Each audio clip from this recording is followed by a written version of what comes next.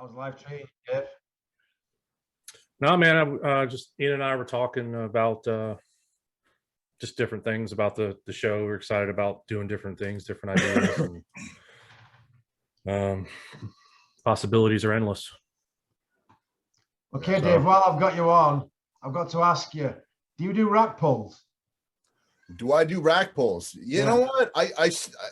I'm in my, I'm in my mid-30s now, you know what I mean? So yeah, I'm guilty of rack pulls. It's not, I'm not giving you a hard time. I'm just curious. Yeah. Just curious. You know, nothing, it's, I get it, it's like, oh, a rack pull, but it isolates it more, I feel like, a little bit, you know what I mean? Like, granted, with the dead, I'm the other one who doesn't do them, it seems. Yeah. Dave, there's a background to that question. I don't, because you weren't at the seminar. That's why I put that joke when we text this morning that our guest might do rack pulls, and then but anyways, on our last episode, Ian started talking about rack pulls, and he was complaining about them. Like, I can't believe everybody does rack pulls, and I think they're useless. I don't remember his exact words, but we all stayed quiet. None of us said anything, and I went back and looked at it. We were dying at the seminar thinking about it, and so now it's a joke now, because we were like, I'm sure you were the same way. I'm like, well, I do rack pulls. Well, it went like crickets after I mentioned it, so I'm like, oh, I think I might put my foot in my mouth. Yeah. I missed that, and then I missed the introduction part. Ian's like, yeah, let's go around, everybody introduce themselves. And I just started saying, okay, well, let's talk about so and so. Yeah, that went right over your head. That's all right. Hey, that's why it's called a podcast. Ian, are you going to start doing them now or what? Right, are you joking? No way. No Come way. on, man. I got nothing to prove to anyone. I ain't doing a rack pull. Come on. No. Not in. I don't know if you know, Dave, I had open heart surgery in December. Oh, did you? Yeah, I had 6 bypasses. Oh, shit. You look great. Well, thank you. Thank you. Yeah, I got a big old zipper scar right down the middle of my chest. Dude. So Yeah. I'm doing old man training now, doing like circuits and shit and cycling every day. Yeah. Listen, at this point, you got the knowledge, you got the gold, just do what the docs tell you at this point. Yeah, you know exactly. what I mean? That's it, Well, they didn't actually tell me I could train with weights, but I ain't gonna stop. So I'm just gonna do it as often as I can, Well, that what they say is that when little men don't work, go see Alice, Oh, I like your sense of humor. What's up, Ryan? What's going on, guys? Doing all right? Man? Not a lot. Did you get some new equipment at the gym? I saw you unloading something. Yeah, man, got a new piece. Got the reverse hyper that came in today. Cool.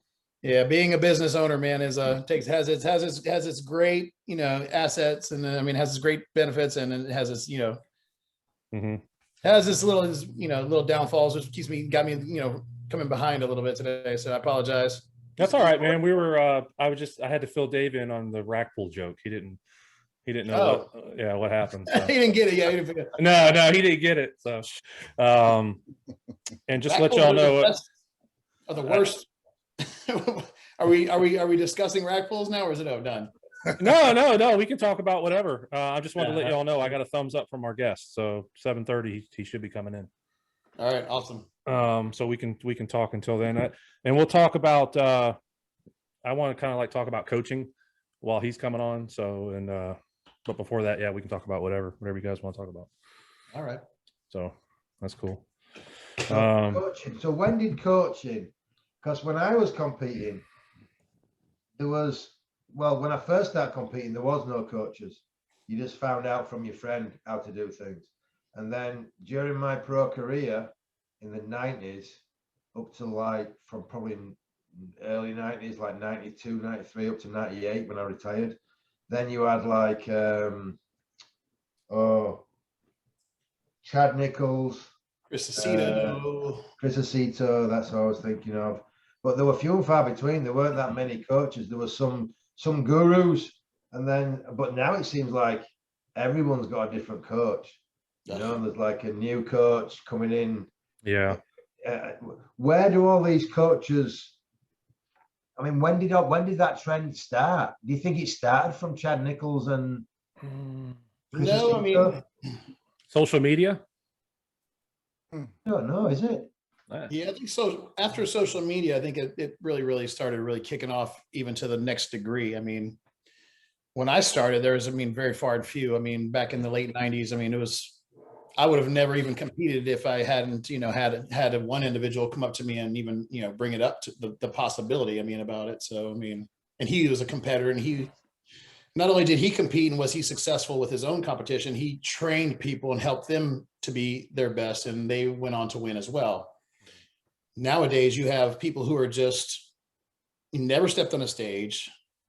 They've never even duplicated success in anybody else, and they want to step in and call themselves a coach and let me help you get ready for a competition. How do you feel about that, Ryan? About what's that? About people that are coaches that have never really won anything or never really been through the process. Well, my personal belief is if you haven't, that's fine, but you should at least have a good track record of helping people to do that. Yeah, I agree. Because everybody genetically is not, you know, gifted to be a top tier or a champion bodybuilder. Especially, you know, depending on the era that they came up in or whenever they did compete. And some people just didn't have the, you know, the personal discipline to do it themselves, but they can help guide and direct somebody else. Me personally, I wouldn't select somebody that hasn't either been there and done that, you know, myself. So. Yeah. You know, I remember seeing an interview with Ronnie Coleman, and I competed against Ronnie a lot. Me and Ronnie, I remember sitting in a sauna with him the morning of the Arnold Classic for about an hour, just chatting away. And I've actually got a funny story about Ronnie Coleman. The last time I saw him, which I'll tell you later if you remind me. But he actually said that he didn't know what he was doing. He just followed his coach's advice. Yeah. And that's a stark contrast from like Dorian Yates, who didn't have anybody coaching him and just studied things. And it's like, it's two complete polar opposites. I was kind of more like, I listened to other people, but I did a lot of reading and I found out what worked for me. And maybe I'd have done better if I'd have had a coach. I don't know. Right. But it's, I do think that they should have some, like you say, a good track record, or have gone through it themselves, or both, honestly. I think if they've competed themselves, they know how to prep themselves, and they know what it takes to be that disciplined, and then have a track record of athletes. I think that's the criteria. What I would say is it makes a good coach. Yeah. What do you guys think about male, female, like female with a male coach, male with a female coach? I don't think there's much difference between a male and a female as far as prepping and training goes. Do you? Right. I mean, you're talking about the muscular system. I know you're hormonally different, but the biomechanics of training and the way you digest food, it kind of is what it is, I think. I think it would just really more or less go with, you know, the you know, your food intake on your prep and your diet, you know what I mean, the difference between the two. Other than that, yeah, I agree with you, Ian. You know what I mean? Obviously, you know, the other stuff involved, you know, the hormones and, you know, obviously, you know, just different, but you know, yeah, if somebody knows their shit, they know their shit, you know. Yeah, when you break it down, it comes down to it. It's all about finding the right formula for the individual, whether it's a female, a male. You have to be able to diagnose the person and find what works best for that person. Yep. Right. Same situation. I mean, you have no two guys I train are identical and alike. So, and same thing with a woman. No two women that I train are identical and alike. So it's the same process. It's just finding the right formula for that individual.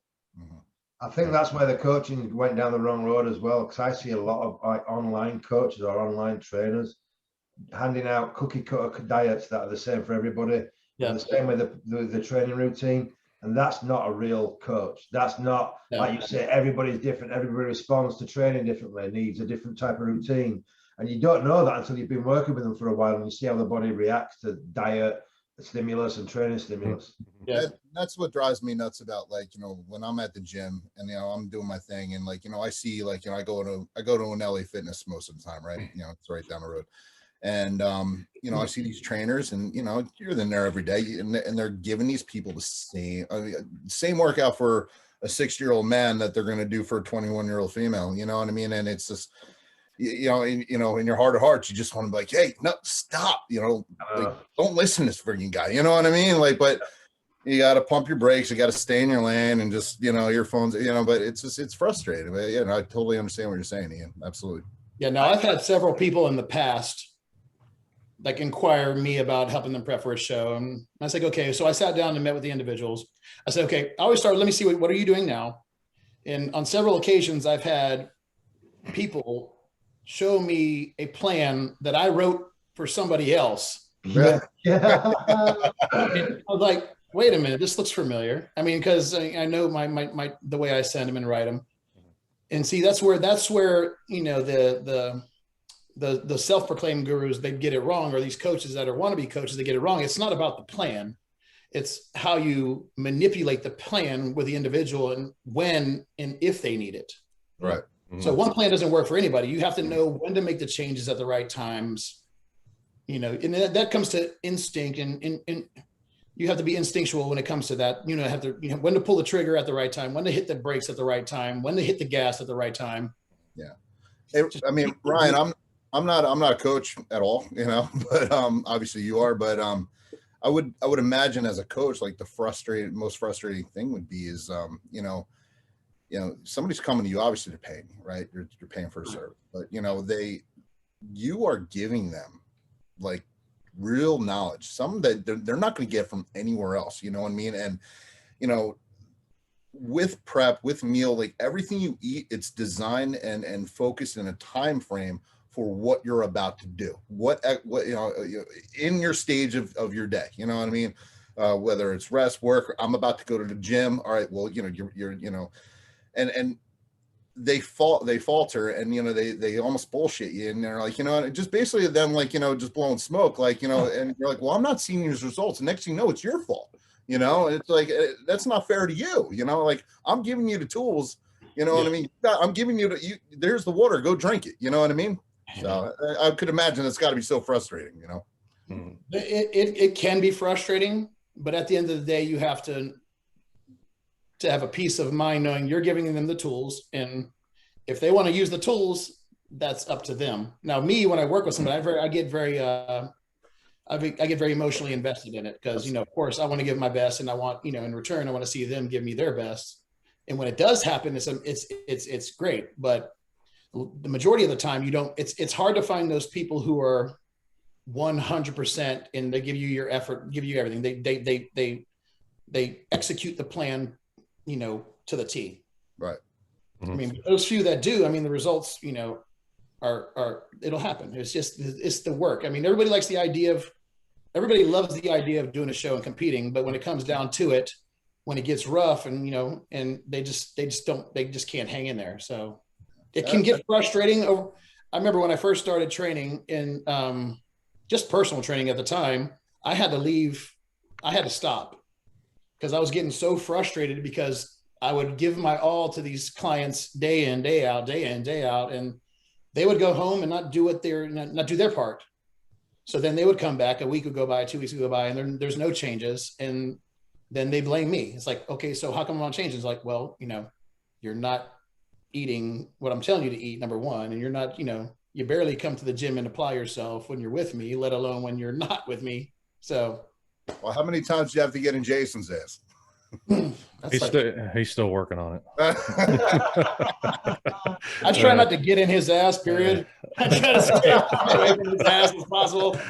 But there's a snarf that, like, you know. Yeah. Well, you know, and that takes me, you know, I was going to say how your client trainer had to be, you know, as one and involved, and now you just blew it about being in someone's ass or something. Now you're blowing it. You're in the ass. What's going on, man? Yeah, you're blowing it. Hey, man, 2021, bro. Hey, I knew it was going to go downhill sometime. Oh, Yeah. Lord. But you know, in ending, well, not ending, but as far as coaching though, is especially for women, you got to make sure you're safe and do your research, especially because I've heard stories and I've seen stuff where some of these alleged trainers, they hit on the women, and I've heard some stories. I don't know the guy's name, but it was a podcast they were talking. He actually was interviewing a couple of the girls that he came to the show, came into their room and tried to rape them. And it was, so you gotta be careful. Yeah. But also, on the trainer side, but on the client side, they have to do their due diligence. And if you're going to look for somebody to work with, you do your due diligence, find somebody who's working with them, ask questions, find people who worked with them in the past, and don't just trust any guy that comes to you in the gym and says, hey, I can help you, do a show and get on stage and win. I mean, you got to click. You got to click. You have to click. Number one, like I said, you also have to do your due diligence with the trainer, because half of them are just schmoes who are in the gym, just trying to build a client base, and who have no track record or no history of any track record whatsoever. So then too, you get these pop-up trainers that done one show, and next thing you know, they're gurus, and they just did their first NPC. Or whatever, and next thing you know, they're discrediting guys like you. You know what I mean? Like taking away, and ultimately doing themselves a service by even humoring these people. When they could be going to the real deal. Yeah, the ones that say DM me for rates and different things, and you're like, or they'll I can. Or I've had people who've also told me that they'll hit them in their inbox and say, hey, listen, you look good, but I can help you be better, this, and whatever. And they'll just, try to, snake clients from people. We have this local coach. His name's Kyle Wilkes in the area. He's somebody that I could actually, say, hey, I put my stamp on. This guy does such amazing work, and he's well known in the area. But what I like most about him, from what I see him training and everything like that, and he was actually my coach for a while. He's so attention to detail. Like when you're working out with him, I see him like he's staring at that muscle group. He's watching the contraction. He's watching the stridation, making sure you're holding that. It's like a hawk looking at a fish. You know what I mean? And that's what you want. You know what I mean? And it's fortunately in the area, everybody knows who's who. But those pop-up trainers, it's just like I said, it does nothing but a service to the person trying to get trained, and ultimately real trainers like yourselves. You know what I mean? So yeah, and some of them will get clients too, man. You'll see them training people, and it's like, oh, I just shake my head. A lot of them. I mean, I had a gym. I saw my gym about 5 years ago, and I used to have trainers come to me all the time, and they come in with all these certifications, and I've got this certification, I've got that certification. And every single time I would say, okay, that's cool. I said, I'm very impressed by your certifications. Now let me watch you train. I want to watch you train. If you can't train yourself, you can't train a client. I'm going to watch you train. And 90% of them would walk out of the door. That's like that. Yeah. That's like with my job. These kids go to the police academy. That don't mean they know how to be a cop. Exactly. I hand them the keys. Say, here you go. Yeah. They don't know what to do. Knowledge by itself is nothing. It's the applied knowledge that's important, and experience is what experience. I mean, you can have 1 million certifications, but with zero experience. I mean, because you can have a base knowledge, but that base knowledge only gets you so far when you're working with different individuals. Yeah, I agree. Because sometimes you have to know how to, work around certain things. And there's a lot of people that you'll train that have injuries and ailments. You have to know how to work with the individual's personality. Also, you have to know how to blend and work around those issues. So it's not just cut and dry as having a certification, That's what, people think that, the paper, because they have the paper looks good on, but it's kind of scary. It's kind of scary, because. Yeah. How do you feel about like, trainers or coaches that, have never gotten their pro card? However, they're pumping out pros. I know a few of them. It's just I know a lot of people. I know a lot of amazing bodybuilders and extremely smart that never were able to turn pro. I mean, the pros, I mean, just because, you know, a pro is somebody that obviously has a work ethic and most of them have a genetic so far. So it's so, I mean, Dave Palumbo is the first one that comes to mind. oh, of course, no. And he's brilliant. Dave's brilliant. So yeah. Hmm. But are you guys familiar with what's his name? Mazen Ali? You guys know him? No. I don't think so. Oh, never mind. All right, never mind. I thought he might be in that category, but you know. And my last trainer that I worked with, AJ Sims, he never turned pro. And the guys, I mean, him and I, we've seen eye to eye. He's amazing. I mean, he's probably, in my opinion, he's probably, you know, one of the most underrated coaches that are out. I mean, he does train a lot of pros. Yeah. The guy puts out a lot of great quality guys. I mean, conditioned to the bone. I mean, it's just, he's amazing. And he never was able to turn pro. So, I mean, but his knowledge and insight is just, you know, far surpasses most. Yeah, I don't think Chad Nichols and Chris Aceto, they're not pros. No. Was Charles Glass a pro? Yes, he was. Yeah, he was. Okay. I knew he competed. I didn't know if he was a pro. Neil Hill, who would Flex Lewis's coach. I don't think he turned pro. Yeah, he did. He actually did turn pro. I think really? he did a few times, I believe. Right, my bad. No, he's an amazing coach as well. I mean, no, people like that. I don't think you have, like, I agree with you, Ronnie. You don't have to be a pro. A lot of the time, you get like, if you get a guy who's genetically gifted who plays in the NFL and is super fast, he's probably the worst person to ask. Yeah. How do you get fast? Because he doesn't know. He's just fast. He was born like that, you know. Right. I think a lot of the time, the best coaches are people that had to really think and work to get to an end goal. Yeah. I mean, take Ronnie Coleman, for instance. We were just talking about him not so long ago. I mean, the guy's genetic ability was, you know, probably, you know, one of the best of all time, but he never had a coach for the majority of his career. When he met Chad Nichols is when he started really going to that next level. Yeah. Chad's knowledge was able to help him get to the next level. And that's when he started winning the Olympias, because he didn't really have a clue of what to do with the diet and the nutrition and the final, like, leading into the show the last week of how to dial it in. So Chad's knowledge helped Ronnie just become what he became. Yeah. I just think there's too many people claiming to have that knowledge. And, and with social media, I think people get away with saying a lot of things where in real life they're probably, you know, I say real life that you know, if you were in front of people, you won't get that chance because you can't fake it really. Yeah. Well, look, when we interviewed Jean-Pierre, he said he had the body, he just didn't have the conditioning. Imagine if he would have had a good coach. Oh, exactly. Yeah.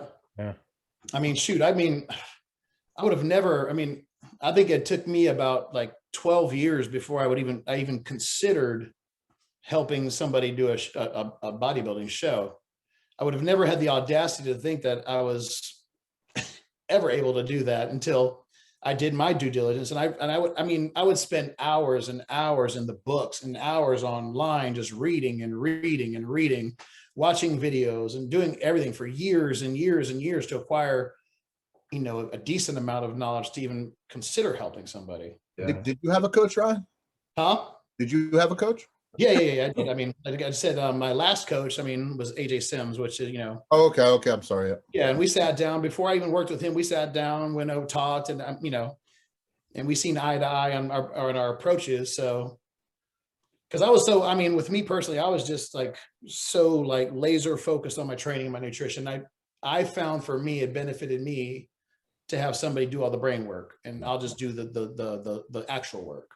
How would you guys as coaches, it was somebody with like a family, working like 2 jobs, whatever, but the guy's heart's in it and he's right there, you know what I mean? And he's so much potential and he can absolutely, if you, 6 months, 8 months, be ready, how would you go about that? Is that obviously have, difficulties or, Ian? You make it work, don't you? You get a lot of people who'll say, well, I've got a physical job, or I've got I work 2 jobs. Well, when I turned pro at 20, I was working for the electricity board. I was digging holes in the road all day, joining live cables, then coming home and training on a night. and I turned pro at 20 doing that. So Yeah. it's all about if you want something bad enough and you're willing to sacrifice anything for it, you'll make it work. Yeah. But it is tough when you've got a family. I mean, I retired in 1998 because I was basically putting my heart and soul into bodybuilding, and I wasn't getting the results I would have liked. Therefore, I found it hard to justify spending all that time and effort into something that was taken away from my time with my daughter, time with my wife. And it's one of those, and it has the athlete themselves have to really want it, because this is not an easy sport, man. I mean, if you're really going to be the best, you've got to make sacrifices, especially prepping for a show. You're going to go through some dark times. I don't care how genetically gifted you are. It's going to be very lonely. It's going to be you're going to get down. You're going to doubt yourself. And it's just, you just got to be mentally strong. Yeah. And, but I think anything's doable. You can work around anything. Mm-hmm. I asked because like I almost use myself as an example, before I was, married and had kids and all that, it was just like, hitting, triple sessions. It was just great. You know what I mean? I lived there, but now it's just like, I got to be at the firehouse, shift changes 8. So I got to leave at 7. So I'm at the gym, 4:30. I'm literally there 4:30 in the morning. You know what I mean? And it's just to do what you got to do. And I don't know about you guys, but lifting in the morning is rough. You know what I mean? Like getting like throwing weight up at 4:35 in the morning. It's just like it's a struggle. But you got to do it. You got to stay hungry. And then my side job, and I'm not at the firehouse. I'm a heavy equipment operator, so you really don't know when you're getting off. So when you get off, it's just like, God forbid you get off at like, I don't know, like 5 o'clock. How are you going to tell your wife, oh yeah, by the way, I got to go to the gym for 2 hours, come back at 7, you know what I mean? While you got the little one, you haven't been home all day. She's like, hell no, you're getting your freaking ass home. You're not going to gym, but it's just like, my wife's, I'm fortunate enough to where, my wife gets it, but it's just, it's a matter of, like you said, wanting it and doing it and, setting that alarm and, just, yeah, it sucks throwing up weight at 4:35 in the morning, but you know what? Hey, fuck up, so it's hard, but yeah, I personally I didn't have a family or a wife while I was doing my bodybuilding. I always knew that, that would be totally getting away. Yeah. But I was so focused on what I was doing anyway. But I had a very similar start like you, Ian. I mean, my dad was a contractor, so being in here in Florida too, we'd get up, 5, go out in the hot heat of the sun. I mean, in summertime and work all day, 8, 9, 10, however hours we needed to work. Then I would come home, and you know what? There was no option. I had to go to the gym, regardless. It didn't matter how I felt, because my desire was bigger than my feeling. So I always made sure that no matter what, I'm going to do this, and it doesn't matter how I feel. And that's what I tell everybody. It really doesn't matter how you feel. If you want something bad enough, you're going to make a way. Exactly. So, and if you do have a spouse, and now I am married and have a family, but I mean, but I'm not at the same level of training that I was, but I have to be very smart with my time management skills. So I always set out a couple nights a week where I just devote my time to them. And everybody needs rest days during training. So, I mean, you don't have to be in the gym every single day. I mean, some people go every day, but I mean, in reality, rest is very important. So you need to devote that time to your loved ones as well. Because it's easy to get caught up in, the bodybuilding and be very selfish. But if you do have a significant other or a family, you have to be conscious of that too. And just time management, is very important. Managing your schedule throughout the week and working in time for them. So we have a gym at the firehouse, and it's cool. It's nothing great, but we get it in. But it's the problem is it's like you go take a pre, and you're getting at it, whatever. Actually, tones drop. You go on a call, and it's like you come back, you're like, you know what I mean? It's like, but I mean, you make it work. Like you said, time management is so key. you know. I think the thing is as well, Ryan, I mean, you're talking about doing a full day's work, and I was doing the same from 16-year-old to right through till I was 20. And you can't, as tired as you are, as physically drained as you are, you're not just going to the gym for an hour and coming home. You've got to go to the gym and you've got to train harder than anybody else is training. You've got to the nth degree. So it's not just about making time to train. It's about making time to train and giving it every ounce of your being during the time that you're there. And that separates the men from the boys, without a doubt. No, 100%. No, 100%. I mean, I would come home and I would take, I mean, say if I got home 6, I would take about a 30-minute nap. That's what I used to do. Just to I had to force myself to take a little nap so I can, you know, kind of regather, you know, some energy. Then I would go to the gym. I get there about 8, train, you know, however long it took. And by the time I got home, cooked my food for the next day, ate my meals. I mean, it may have been 12-1 before I got to bed, but then I was back up at 5 a.m. again the next day. Exactly the same routine as me. It's just, you know what, hey, I mean, I wasn't given the perfect opportunity, but I didn't let that stop me. And, you know, it's just, like I said, it comes down to how bad do you want it, you know. Really once it's bad enough, you'll move heaven and hell to get it, you know, and that's what I had to do. And at the end of the day, I look back, you know, I'm very proud of what I accomplished, because most people can't do it. That brings me to my next topic. Bodybuilder or a weightlifter? Is there a difference? Absolutely. Of course. Yeah. What classifies somebody to be a bodybuilder? Do they have to compete? Do you guys think? No, not necessarily. You have to compete, but if you want to be a good coach as far as competitive bodybuilder, then I think you should have competed. But bodybuilding, like you've got off-season bodybuilding, you've got pre-contest bodybuilding, 2 different things. A weightlifter is just moving weight. A bodybuilder is training to build muscle tissue. It's a different. Yeah. I think there's more minds in a bodybuilder. Am I right? The muscle mind connection. You've got to have that connection to fully stretch and fully contract a muscle, whereas a weightlifter or a powerlifter, their sole purpose is to move the biggest weight possible from A to B. No matter what muscles you use. As a bodybuilder, you're using that weight as a tool to get a specific muscle to complete failure and break it down so it grows. Right. I've had a mix of both worlds, you know, and I totally know what you're asking, Jason. It's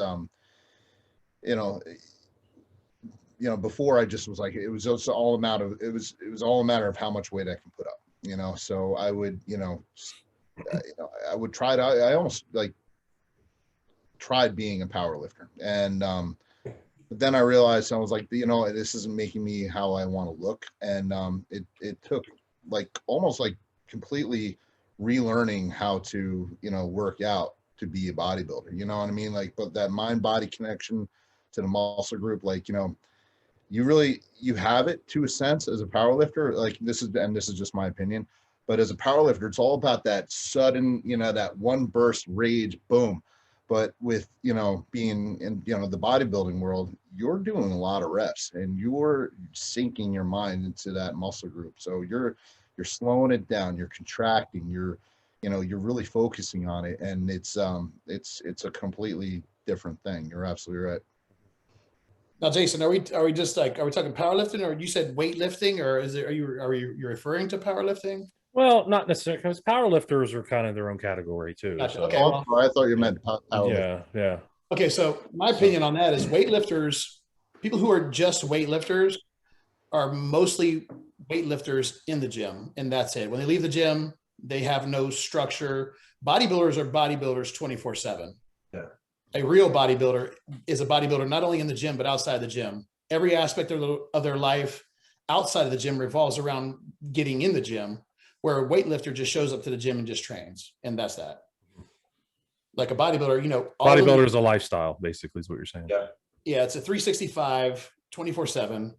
Where most people who just weight lift, they just go into the gym, they move weight, and they have just their outside life has nothing to really do with their weightlifting, if that makes sense. They don't plan their meals. Every meal that I ever eaten was always geared for one thing. What's going to happen?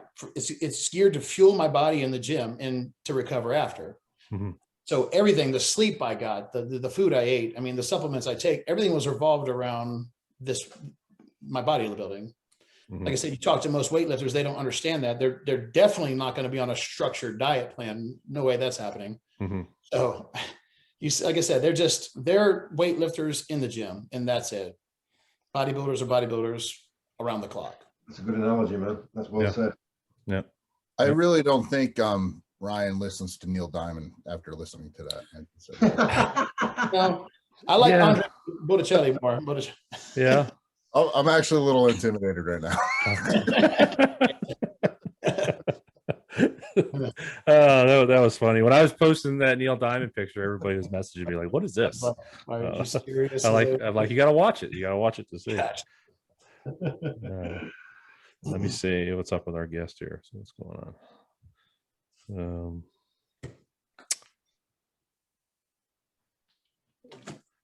You guys say, Dave, I meant to text you. See where that building collapsed down in Miami today? All that, yeah, the special ops units down there. Yeah, that's crazy. I guess 100 people missing or something like that. Yeah, that's incredible how something like that happens. You know, I mean, we train for that. We have a special operations unit with our department. You know, all of us train on it, but it's something like that would be like handled by like, you know, New Jersey Task Force 1 and stuff like that, you know. But Miami-Dade, they're, you know, I don't know too much about the department, but I know they're very well rounded. But it's they got the best of the best on the job right now, and you know, prayers for all the families. It's a horrible thing, you know. Yeah, I mean, how did that even happen? You know, apparently the building was deemed unsafe a year ago, is what they're saying. And it had been slowly sinking. I forgot the measurements. They said it was sinking every time they went and checked it. So they didn't condemn the building. They never condemned the building. Apparently, the sidewalks and stuff had been leaking, and the roof been leaking. So that's incredible. That's huge lawsuits. Speaking of coaches, there he is. There he is, the man himself. Can you guys see me? Yes, sir. We can see you. Mr. George FARAH, how are you? Good. I can't believe it. Like, I knew I had the alarm on and everything, and all of a sudden I'm looking, my phone is like have 5%. I'm like, you gotta be kidding me. So I had to charge it. And anyway, how you guys doing? Doing good, man. Listen, you're allowed to be late. These other guys aren't allowed. I was late. Just me, right? No, I was late too, George. Yeah. Oh, you were? Yeah, a few minutes. Yeah. How you guys been? Good, man. Good, man. Good. Thanks for coming on the show. We appreciate it. Of course, man. My pleasure. Yeah. Do you want me to get a tripod or anything so I can put it on, or? That's up to you. Whatever's best for you. Depends on how long we're gonna be on. Oh, hey, like whatever's good for you. Whatever floats your boat, which is behind you there. Yeah, I think George has the best view of all of us. I mean, of all time of any podcast. He's got the best backdrop. That's a beautiful any view. Podcast, any bodybuilding podcast. He's by far the best backdrop there. Beautiful. You know what? It's I'm blessed. This is actually my summer house. So I kind of live on peninsula, you know, peninsula of water, and it goes from this bay. I go to the Lake Ontario, and I can go to Canada. So it's pretty cool. It's really awesome stuff. Very nice. Very nice. Yeah. That is really cool. So just a quick introduction to you, George. And like, again, I want to thank you for coming on the show. This is Ryan, Dave, Ian Harrison, and myself. Again, welcome. So the reason why I asked you to come on is because you're the pro maker. We were talking about coaching and, you know, different coaching strategies and stuff. So leading up to you coming on. So, and you're the coach of coaches. So you're the guru. So thanks, man. Thank you. I wanted to ask you really quick before we got into your coaching. I'm really intrigued about your past. You were actually in the Lebanese Civil War. You were a part of that? Yeah, unfortunately, we're all part of that, you know. Yeah, I was reading a little bit about that, and they said, oh, geez, I think over 130,000 people died in that.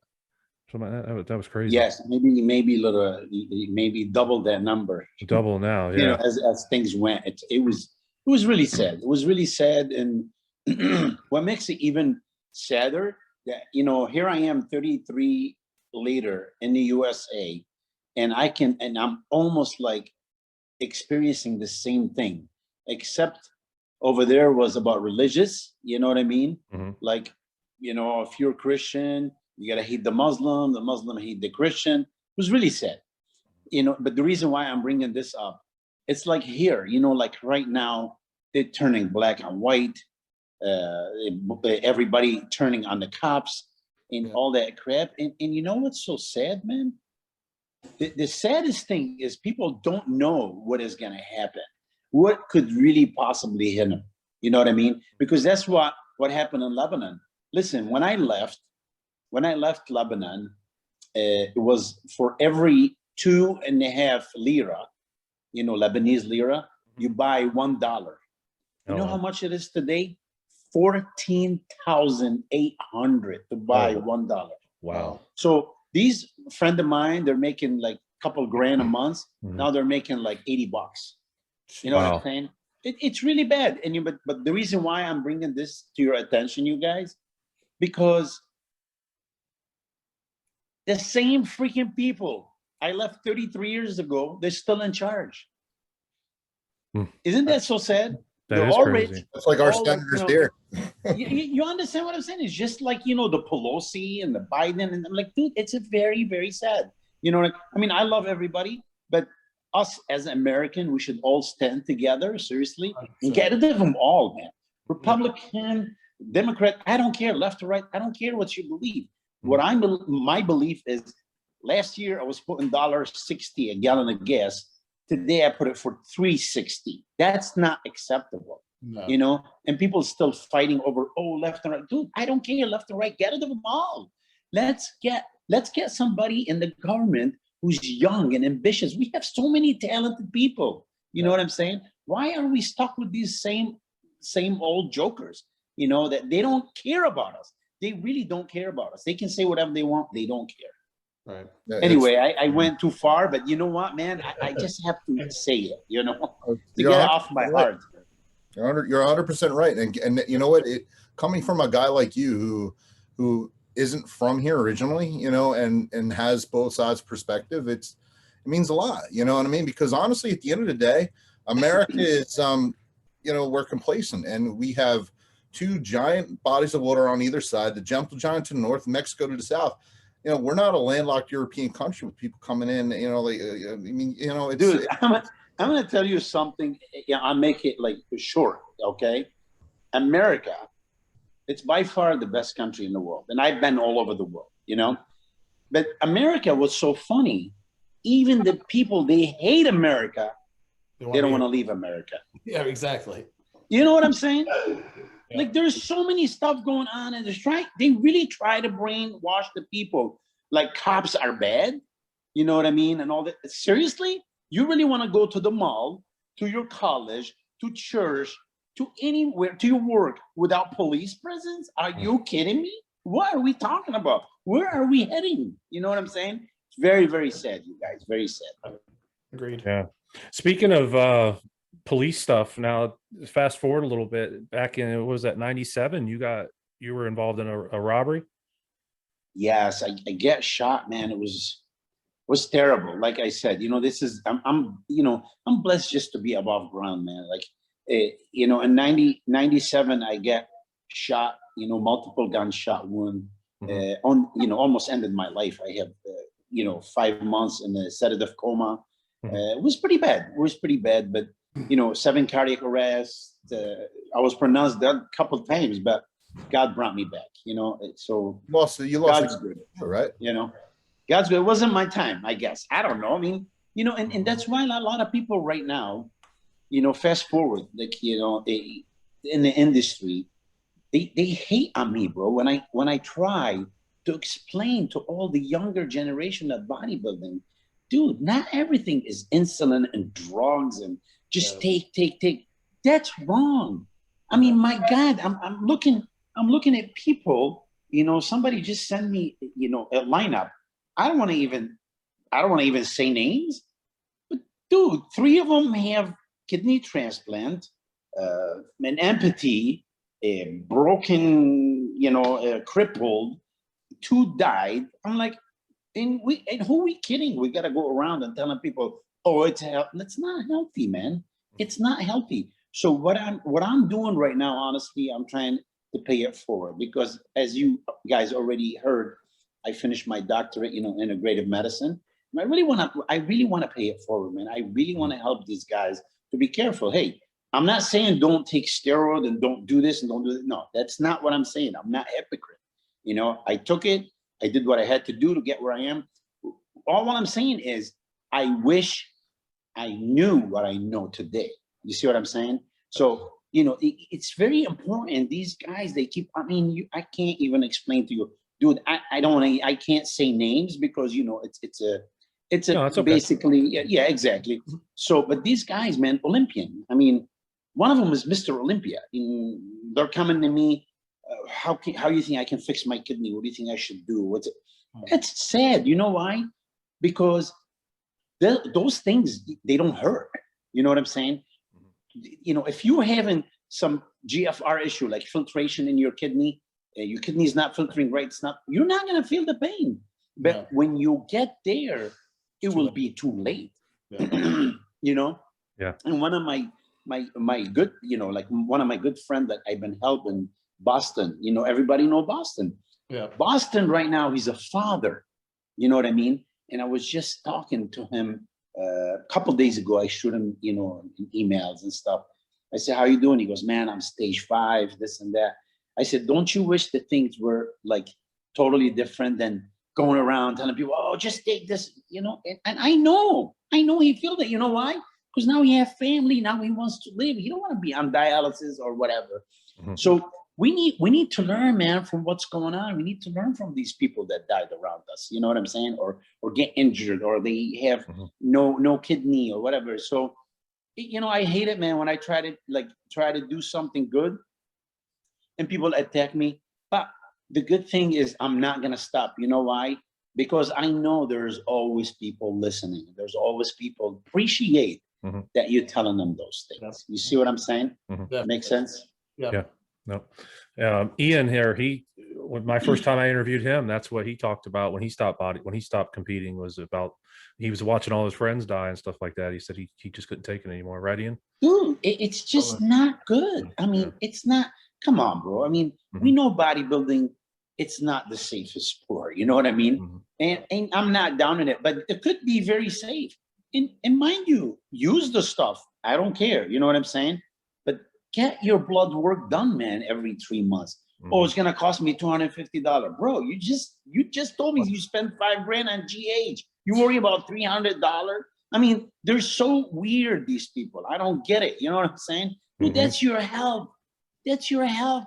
The bottom line, I want them to know something, man. Listen, you guys, you just told me I'm Lebanese, right? Yes. You know what? I'm proud to be Arab. Okay. I came here, even my mom, she's Sicilian, but what I'm saying is I came here as an Arab immigrant and I made it to be a multimillionaire. You know why? Because I used to get up every day and work. I came from nothing, bro. My family were 7 brothers and sisters, my mom and dad, grandma and grandpa, living in 1-bedroom apartment, not a house. You understand what I'm saying? So to make it where I am today, summer house, 4,000 square feet, my house, 12,000 square feet. It's amazing. It's amazing. So I just want people to listen, man, stop pretending, that there's somebody having privileges or whatever. Yeah. Shame on anybody if it goes around and say, you know what, somebody have so-and-so having privileges over me. That's nonsense. You know why?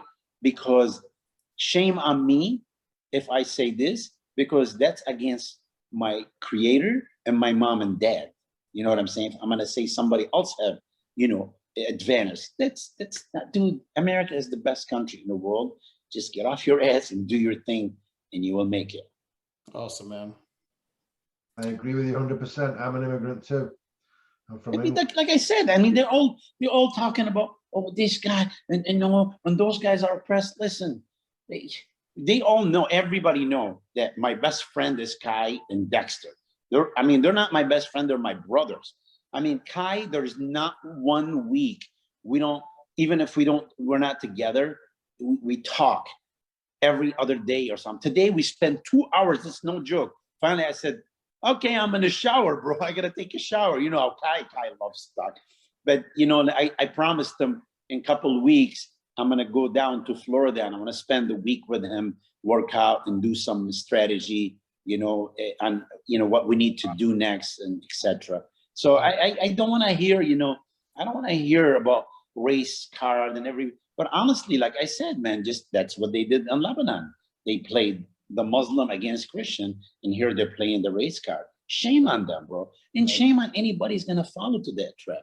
You know what I'm saying? Dude, I have made myself so many friends of mine millionaires. You know what I mean? Helped them, get them something starting and stuff. I mean, one of my friends, he have 50 van and truck right now. He's doing amazing. You know what I mean? Eating and pooping.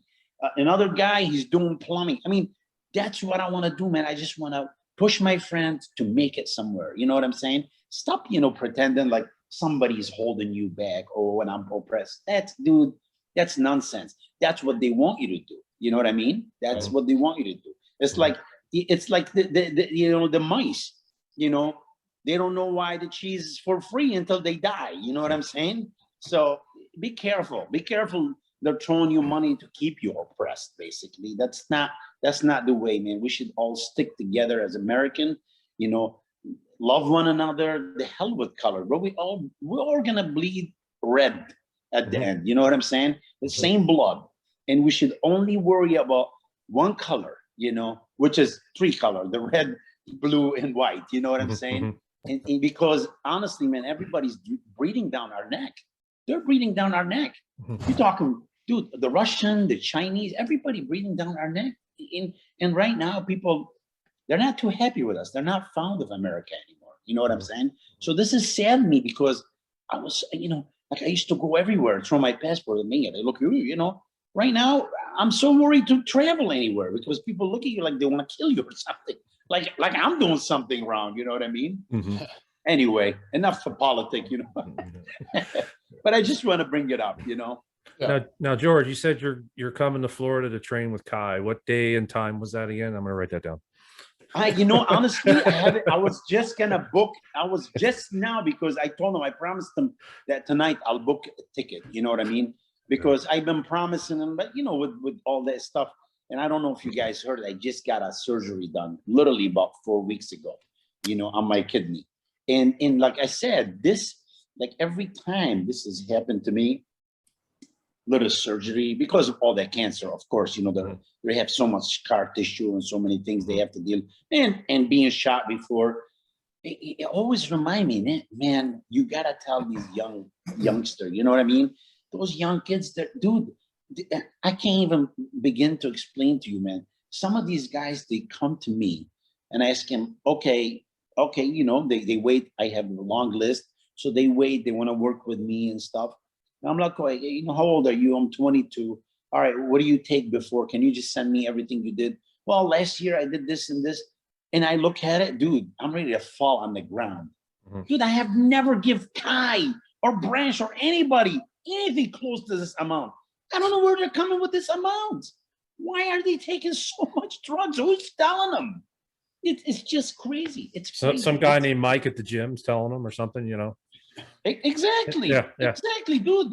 Honestly, I don't know if you heard my you know, my interview on Generation Iron. I watched told some of them. them. I said, I honestly, I know I have a 9 months waiting list and people willing to pay the money, but dude, you know, I might just quit if this continue like this. Dude, I don't want to have, you know, bad dreams or put my head, you know, on my pillow. Well, yeah, I'm making money out of bodybuilding. Does that mean I don't give a shit? No, dude.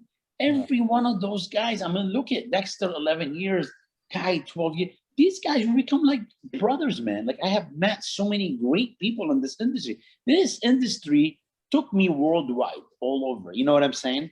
So I cannot love it. This is the sport we all love. So we have to do whatever we can to protect it. Otherwise, I'm out, man. I can't. I don't want to have guilty conscience. You know what I'm saying? Like I can literally retire today if I want. You know what I'm saying? I don't need those big houses. I don't need this. My wife is an amazing medical, director. She's a doctor. She's duly boarded. She's a medical doctor and a psychiatrist. We're on nice big practice here up in New York. So we have everything we need. I'm just tired of this. Everybody and his mother are coach. Dude, can you please study? If I send you blood work, would you know what your uric acid, how can you lower it? Do you know what's your BUN? Do you know what's your creatinine? Do you know what you should eat? They don't have a clue, bro. I swear, I swear on my little daughter, okay? 5 days ago, a big coach, and I'm sure he's gonna hear this. He contacted me, his kidney is fucked up, excuse my language. Right. I said, okay, I'll fix it to you. 1, 2, 3, that's what I want you to do, blah, blah, blah, He said, okay, I said, just please do this, eat this, and then after 4 weeks, you repeat your blood work, because they worry.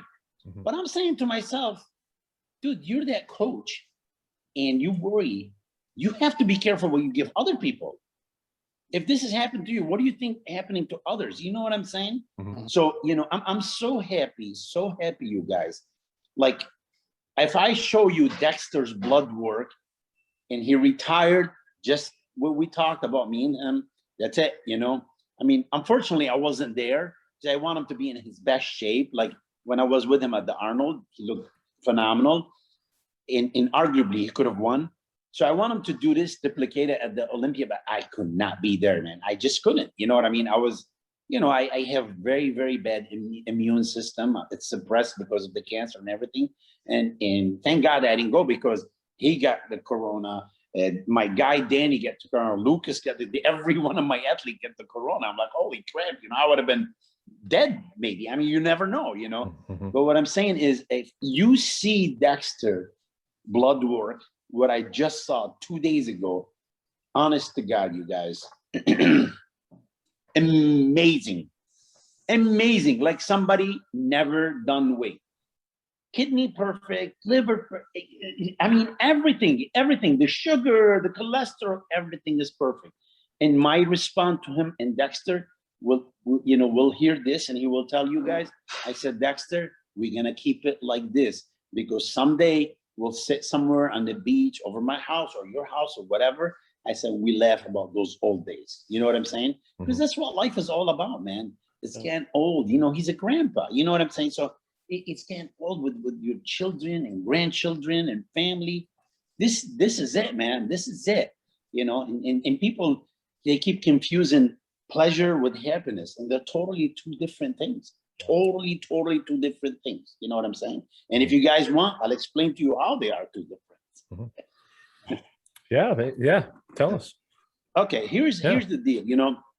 I'm doing, as you know, when I was in the hospital, they put me on a lot of opioid. I don't know if you saw the interview. And yeah, I was going to ask you about it. Yeah, and I was so messed up, you guys, and I didn't even know. Here's a guy. Like, I never took a sip of alcohol before. I never smoked any cigarette, never done any drug. But I'm like, I did the surgery. Hey, because they told me you got to do the surgery. It's better. I'm like, but the cancer is gone. Yeah, but it's better. It's better. You got to go in, take it out and stuff. Okay, well, you can. All my friends are doctors. They're asking me to do it. But the problem is, it's not the doctors. A lot of people don't understand. The doctors, they will kill themselves to save somebody. They will do anything in the world to help you. It's not the doctors, it's the big pharma, man, the one they make the money, not the doctors. Doctors make the same money. If my wife went, and saw 50 people or saw 5 people, they're gonna get, the hospital's gonna give her the same amount of money. You understand what I'm saying? Mm-hmm. So everybody was telling me, do it. So anyway, I did it. And say, well, so when you in your 50s or 60s, you don't want to come back. Okay, so they went and cleaned everything up. Well, when they cleaned everything up, I didn't know. They didn't know like how bad it was because of me being shot before and now cancer. So I have so many scar tissue. My surgery took 13 hours, you guys. 13 hours, and then I flattened out after that. So I flattened. They lost me. So I got out of. I woke up. I'm looking at my wife. I'm like, why am I intubated? I was still intubated. They said, honey, we got some problems. So I'm like, what the hell, you know? Make the story short, a lot of pain. Went through a lot of pain. Lot of pain. You know, I don't wish it on my enemy. And then we started, you know, like back in the day, if I have, like, I'll hurt my back so bad, man, I'll take 5 milligram of, you know, codeine, not codeine, sorry, the opioid, you know, I'll take 5 milligram. I'm on Queer Street. You know what I mean? No pain, nothing. Dude, they were giving me 30 milligram, you know, extended release in the morning and 30 at night, in around the clock, 5 to 10 milligram during the day. Wow. So I didn't know if I was going or coming in until my wife, you know, she showed me a picture, you know, and she said, honey, look, you're doing better. Look at how, you know, how you look, you know, on New Year's over your sister. I'm like, what? What was I over my sister? And that's when I decided I want to quit. You know, I'm like, I said, honey, I got to stop. She goes, you know, the pain you're in, how are you going to stop it? And sure enough, I got a, you know, diamond scale, and I'll start taking 1 milligram a day out of it. Every day, 1 meg. And 6 to 8 weeks or something took me, and I stopped it all. And I tell you, man, it's the weirdest thing, the pain stopped. You know, the pain stopped. And I use a lot of CBD, and it really, like, it really helped me, and it pushed me in the right direction. And that's why right now, that last surgery I did, I said, there's no way, you know, I'm going to take any narc. And sure enough, 4 weeks of pain, you guys. I only took Tylenol. And the doctor, he's a friend of mine. He comes here and visit me and stuff. He said, I've never done this surgery to anybody. He's not freaking drugged up out of his mind. I don't know how you're doing it. I said, dude, I'm in pain. Look at me. Took me 4 weeks to, like, start getting up and move around. You know what I'm saying? So it's not easy. But the reason why I did this, because I was so afraid. That stuff is addicting, man. Like, bad, and nobody care about it. They know how addicted it is. But the pharmaceutical company making billions of dollars, they don't really care. But the reason why I went and studied, and I was listening to a lot of docs talking and a lot of, like, researchers and stuff, and because I want to know why I was suicidal. Dude, I was suicidal bad. I mean, my wife left her job. You know, she was a director on the biggest insurance. She left that job, $400 and some thousand to be with me because she was so worried. You know what I'm saying? Make the story short. That's what we were talking about. The pleasure is happiness. You see, happiness is something you do with your friend, your family, with your colleague, with anybody. You know, pleasure is something you do alone. You know, happiness, it's something would last. Pleasure doesn't last. It's short-lived. Okay, you know, pleasure is not addictive. I'm sorry, pleasure is very addictive. Happiness is not addictive, because nobody can be too happy. You know, hey, I'm happy. You know what I mean? But pleasure is very addictive. So you're happy, you're not gonna get addicted. You'll be like, hey, I love being happy, and my friend go on vacation doing that. You know what I'm saying? See, it's two type of addiction to it. So it's a habit forming, or like addiction to drugs, food, alcohol, cheating, masturbating, you name it. There's all those pleasure, me. You know what I'm saying? You know, versus the happiness is forever, man. It's something good. Now, the reason the doctor, he explained it even perfectly, you know, and he was in that research we're reading and listening to. He said, you know, basically, every time you pleasure yourself, you release dopamine. See, when you're happy, you release serotonin. Follow me? So what's the difference? You're like, oh, okay, what's the difference? The difference is when you release dopamine, a lot of your neurons, you know, from your hypothalamus, they go back and forth, the transmitters. A lot of your neurons, when you get that high, the pleasure, whatever, some of your neurons, they die. And the less neurons you have to transmit, the less happy you're going to be. So that's why I can actually go forward and even tell you, that's why you see the David Carradine, the Robin Williams, the Michael Jackson, the Prince, and all these guys. Why? You know, why would somebody who's a billionaire or they want to commit suicide and kill himself over what?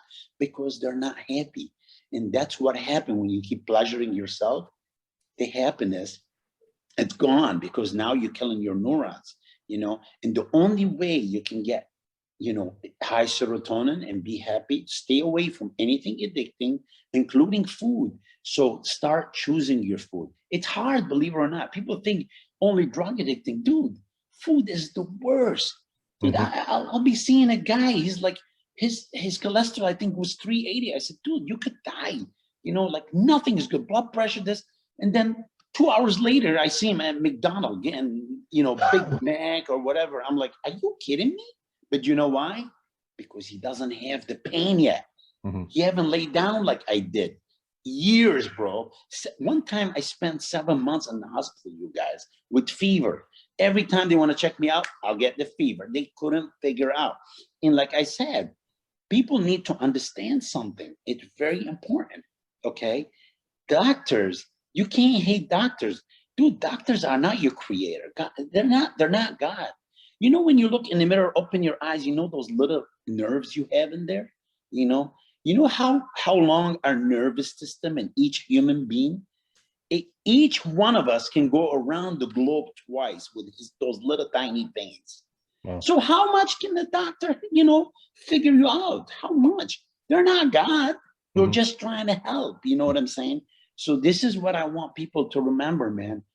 If somebody is like an opioid, if somebody's doing anything, try to get them off, try to make them happy. And it's not going to be easy. It's not going to be easy. Taking somebody from eating so much junk, you know what I'm saying? Because that's what the food and drug industry do, man. They put those stuff out there for us to indulge, you know what I'm saying? Because remember one thing, you know, they don't want us, you know, drug company don't want you perfectly alive, but they don't want you dead. They want you living right in between. You know what I'm saying? Just like when you take the Advil. Yeah, Advil is great for headache, but why is stopping your headache? How many receptors that the Advil is hitting? You know what I'm saying? Is it just your headache? You got a lot of other receptors out there. You know what I'm saying? That you can mess them up. You know, I mean, a lot of the bodybuilders, believe it or not, most of their kidney problem is because they take as an SID. You know, like the Advil, ibuprofen, Aleve, and all that. That's how they actually add to the injury another insult. You know what I'm saying, to your kidney. So you know what? Stay away from, dude. Listen to me. I'm gonna tell you right now, you guys, and this is, I don't think I said it to anybody on an interview, but I get shot, like you said, 1997. How long ago is that? Think about it. This is 24 years ago, okay? I swear on everything, I have never used Advil once since, because they told me my kidney being shot, you gotta be careful, you're gonna be on dialysis in 10 years. Eventually we can't hold it, but thank God, look at me, 24 years, no dialysis, no nothing. You know what I'm saying? Being careful. Am I like, you know, like I'm living an average life? Not really, because I can't have red meat. I can't have high protein intake, but you know what? I don't care. I'm happy. I'm here for my kids. I'm here for my family. You understand what I'm saying? What I'm trying to tell you is, in 24 years, I never had headache. And if I had headache, it's very something mild. I just put some cold compresses or something, or take quercetin. I don't know if you guys heard of this. It's a natural, you know, stuff to take all the inflammation down. If you have any pain, it's vitamin, you know, it's vitamin. And the sad thing, what I don't like, you know, like now they have a commercial. Are you taking your vitamin today? Well, shame on you, because vitamin caused, I don't know, 250 people to die last year only in America. Okay, what about the 400,000 people died from prescription medicine? A doctor give it to them. I'm not talking about opioid now and people buying on the street stuff.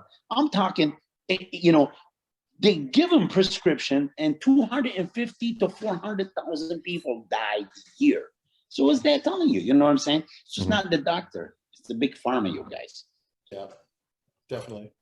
No, I had a feeling that that Robin Williams was pleasuring himself too much, you know, and Poor guy. joke. Yeah. But you know what I'm saying. I know what you're saying, but honestly, in reality, think about it, man. You know, when he's checking his bank account, he has $48 million. Why? Like, why somebody have that much money? You have to go and hang himself. That's horrible, bro. That's horrible. That is. You know what I'm saying? This guy is to look at him. I'm like, oh my God, he's so funny and stuff. You know what I'm saying? But the poor guy is not happy inside because there's something happening. You know what I mean? And he was sick. Remember, he was sick, you guys, and he was taking medication. Yeah. The problem is, you know what? We know with some of the doctors. I'm not talking all doctors. Like my wife, bro, she will never give you a medicine, you know, until she's 100% sure that's what you need or you must need it. But, you know, you go to a doctor and you have something so little. Okay, here, take this, because they don't want to. Remember, we don't have family doctors anymore. You know what I mean? Because remember, family doctors, I don't know if you guys remember, but, you know, I'm a little older. I'm 50. So your family doctor, you go in there, hey, George, how's your Aunt Mary? How's your uncle? How's your dad? You know, hug you and stuff. There's nothing like this anymore. Now the doctors, like pharma's controlling everything, the big hospital, they go, okay, here, take this. You have blood pressure, take this, take that, or whatever. You know what I'm saying? So, you know, you can't do that. You can't. You have to go to a doctor who have like conscience, because, okay, well, you have blood pressure. Let's see how you eat. Let's see what's causing this. Are you taking too much carb? You know, maybe that's why, because a lot of people, they have a lot of sugar, and, you know, they don't realize that they eat pasta and then they have a bread and they have a piece of dessert on top of it. And, oh, come on, a little bit, some fruit. You know what I'm saying? Okay, dude, you know how much you just had? Like 200 grams of carbs. Where this gonna go? That's gonna go to your pancreas. Pancreas is not gonna handle it anymore. Now it's gonna ask your liver to join in and help. And guess what? That's when you have a split and you start having the, you know, Alzheimer. Now they're finding out because of a lot of, like, you know, sugar and carb or whatever, the heart attack, the diabetes. I mean, you name it. You know what I'm saying? So it's just, you gotta, you know, I tell people honestly, man, is everything should be in moderation. Everything in life should be anything. Okay, you want to eat red meat? You don't have problem with your creatine being high. You know what I'm saying? You're okay with the creatine? Fine. But don't eat it every single day, 2-3 times, and tell me that's healthy. Listen, man, bodybuilding, it's amazing. But you guys need to remember something. And I'm telling you, if you sit down with anybody that knows food and what's going on, they can all agree on one thing. If you take more than 25% of your protein from animal protein, you are gonna shorten your life. I don't care. They can call me stupid. They can call me whatever they want. I don't really care. But in reality, it's not, dude. It is all those like fancy stuff now, the diets and stuff, dude. That's not gonna work.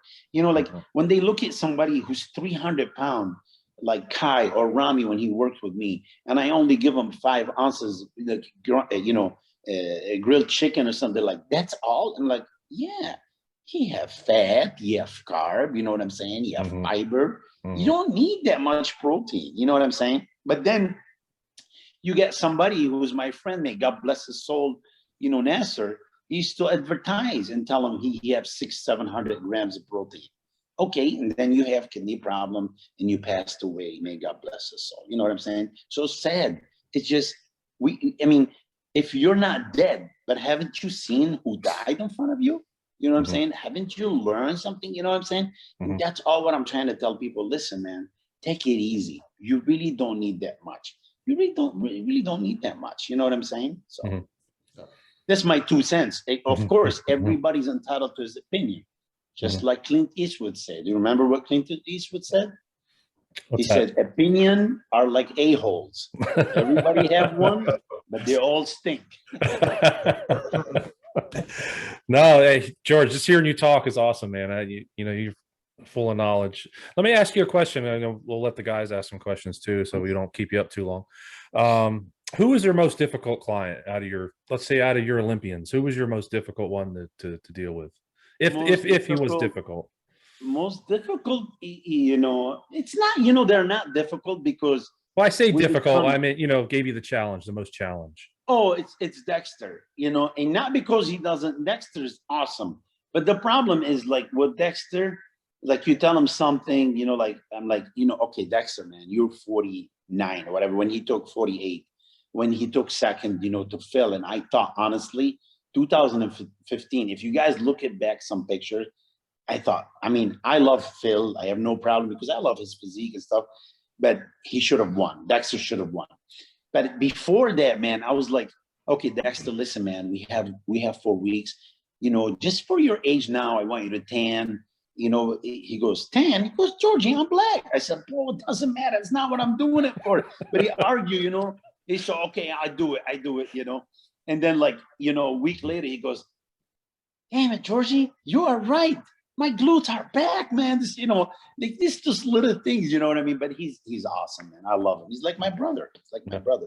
So, but, everybody else was actually, of course, some of the people that, it's so funny. I swear, you guys, without you telling me about the interview or anything, but I was just looking now, me and my wife, she said she wants to write down how many pros I helped or how many people, we were up actually to 163 pro, you know what I mean? So I'm like, man, did I do this by chance? Was I really lucky? You know what I mean? But it's so funny. You're talking from Dexter, Kai, Branch Warren, Isa Obeid, Rami. Even Sean Roden was my client. A lot of people don't know that. You know what I'm saying? So I had so many people, and I'm blessed. I'm blessed to be part of their dream, or you know what I mean, making something happen for them. Because I'm not lifting the weight, and I'm not the one who's dieting and stuff. I'm just like a little stone in their thing. They're the one who did the job.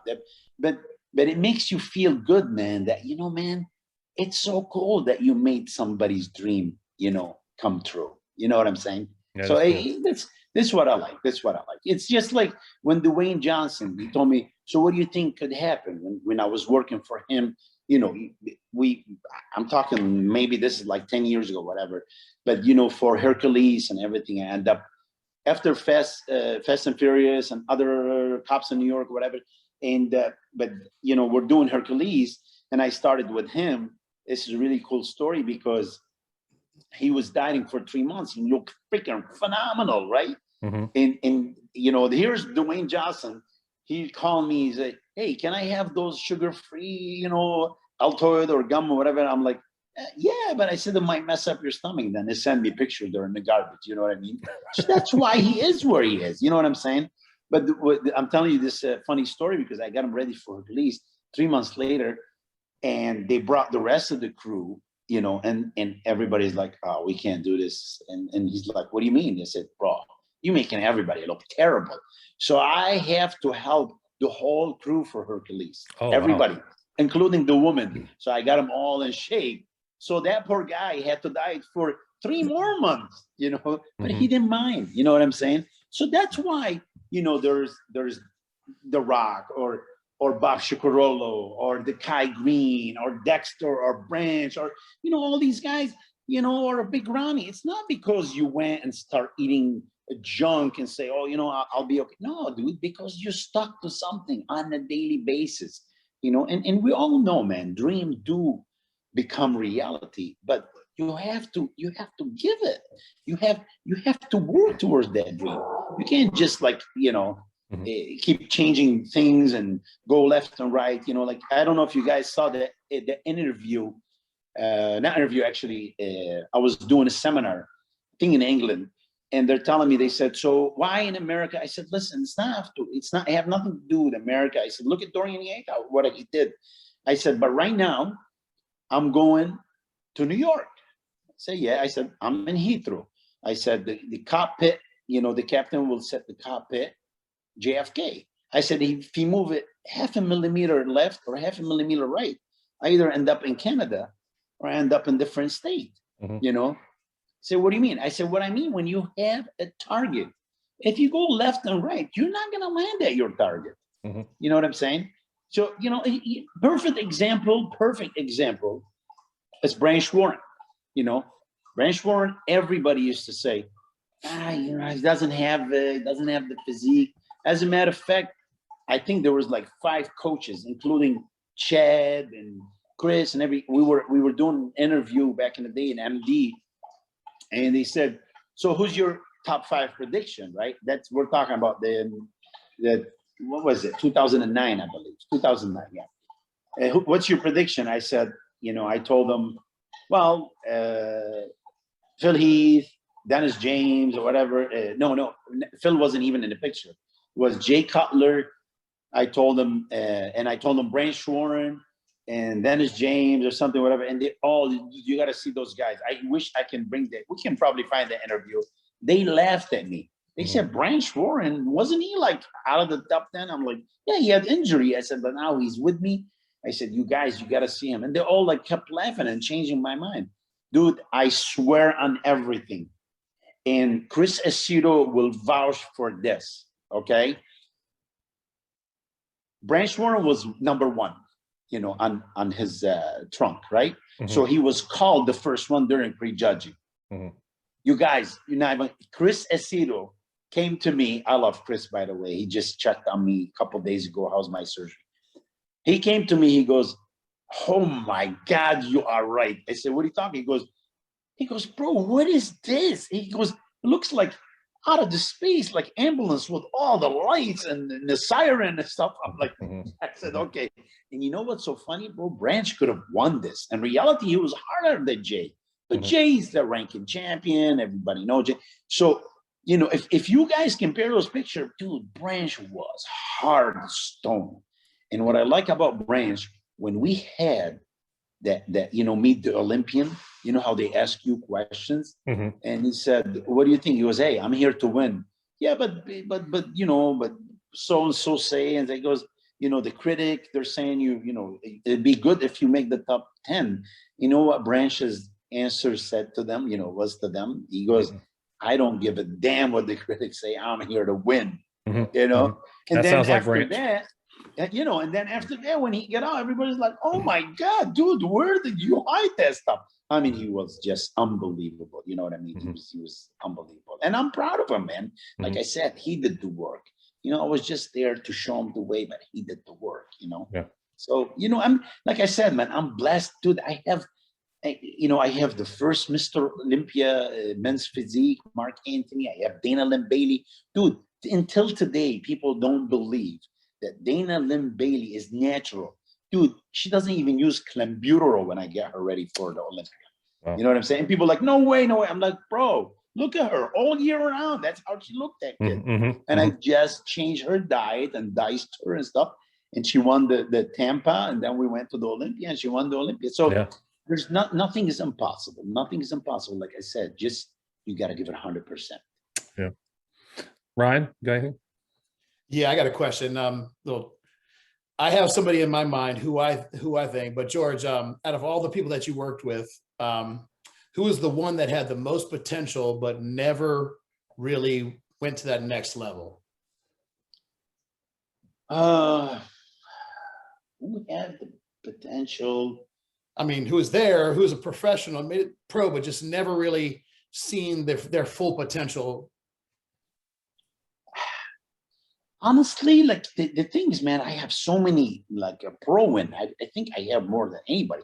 I have like 14 Arnold by myself, So everybody I kind of like, took them, better yet, the people that didn't see their potential is the one they left me, because they think that I couldn't get them somewhere because like certain, like little stuff, like me, for an example, when I help somebody diet, I go by their background. You know what I'm saying? Like if you're an African American, I give you grits instead of oatmeal. You know what I'm saying? And they say, people say, wow, well, because that's what your ancestors, like whatever you used to, if you're European, you can have oatmeal. You can have, if you're Irish, you can have potato, like everybody's a little different. But some people, they used to like argue. I'm like, dude, you can't use oil. You can't use oil when you cook and stuff. And those are the people really, I saw them and they made it to a place. And I'm like, man, too bad, because if they would have just given me 100%, they would have been like amazing. You know what I'm saying? But it just, that's how it is, man. You can't, I'm not, like I said, we're all adult at the end. You know, I try to babysit as much as I can certain people, but then sometimes you get tired. You know what I mean? Like right now, honestly, I'm not taking any pros, like very little, like just few, because they are worse than any amateurs. Because the amateur, at least you tell them 1, 2, 3, they say, hey man, George tell me do this, I do this. And that's why like now they have that big show in Dubai, and my guys, they, you know, they were battling for the overall, you know what I mean? The first overall, second. So that's what I like, man. You know, like people forget what I did in this industry, you know what I mean? Because right now I'm not taking too many pros. Like I remember in Chicago Pro, I think 2015, if you go look, you know, I have 5 athletes. They took 1, 2, 3, 4, 5 place. You know what I'm saying? So this is, you know, so I'm proud, like I said, but I didn't do it. You know what I'm saying? Right. They did the job. I just showed them the way. And what makes me different than other coaches, you know, the reason why I'm success is because, you know, I entangle with people, you know. I don't know if you heard of that word, entanglement. Entanglement is very, very important with your business, with your life, as a boyfriend, as a husband, as a client, as a patient. If you entangle with that person, they feel it, man. Somehow the universe let you feel it. You know what I'm saying? Like you feel if somebody care about you. You know, like I can sit down and bullshit somebody. They know, hey, I'm just saying to just blow them up. But when somebody really care, and you know, some of my, like, they tell you, all my clients, if somebody, I don't hear from him, I'm like, hey, what happened? You're supposed to send me something.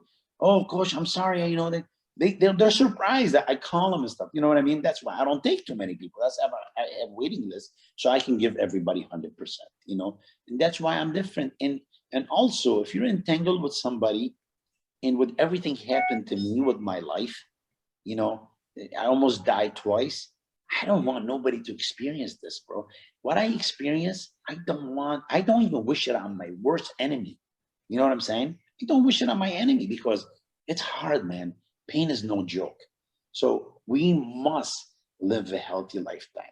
You know, and just like I always tell everybody, you know, the food is everything. And people don't, they think, oh, it's okay. And I'm not saying just stick with rice and chicken rice. No, make it. You know, that's what I do with my client. I make it flavorful, colorful, you know, so they can get all the antioxidant, all that stuff. Because that's how, when you get your blood work, you're like, wow, it's good. Versus somebody stop chicken rice. And then you ask, you know, you do his blood work, you're like, holy crap, everything is off. You know what I'm saying? Because he didn't take something to protect his inside. Make sense, you guys? Mm-hmm. Yeah. Yep. Dave, got a question? Yes. Yeah. So, you know, after that unfortunate event, you know, when you got shot, you were in the hospital for a while, and you were probably at your lowest weight from what I read. Yes. Like 130 almost. And then like yeah, you know what? Actually, it happens 20 years to the date, you guys, my surgery with cancer. And wow. I went 197. I left the hospital even less than when I got shot. This time I was like 134 or something. And I, you know, my brother, who's an engineer, I have nothing to do with medicine. He was just flipping on a doctor. He goes, my brother came here 200 pounds. He goes, what are we waiting for? He died till he died. You know what I'm saying? Because he saw me shrinking every time. My eyes are fucking I look like a skeleton, but you know, man, I'm thankful. I'm here. But what I find amazing is like you went, you know, from there and you found the resiliency to come back, and like within a year you competed. And yeah. You know, actually, after they removed I had a bag, you know, ileostomy bag. After they removed the bag, 6 months after that, I won the New York. Yeah. And then after that, I went to the junior. I took second. You know, sadly, the guy I took second from, you know, he knows who he is. He's still not pro. But then I went to the national and I won the first time, you know, and I beat him and I beat many people. So it's more, it's like, you know, it's the, you know, how you program yourself in what you do, you know what I'm saying? And you know, like, I'm going to tell you guys something your doctor will never tell you. You know, each one of us I think I told these guys on Generation Iron, each one of us have between 32 and 50 trillion cells, and it was cool because I was reading that stuff. And there's a Dr. Bruce Lipton, amazing guy, amazing. He's brilliant, that guy, doctor, And basically, each one of us have between 32 and 50 trillion cells, okay? And each one of these cells is 1.4 volt.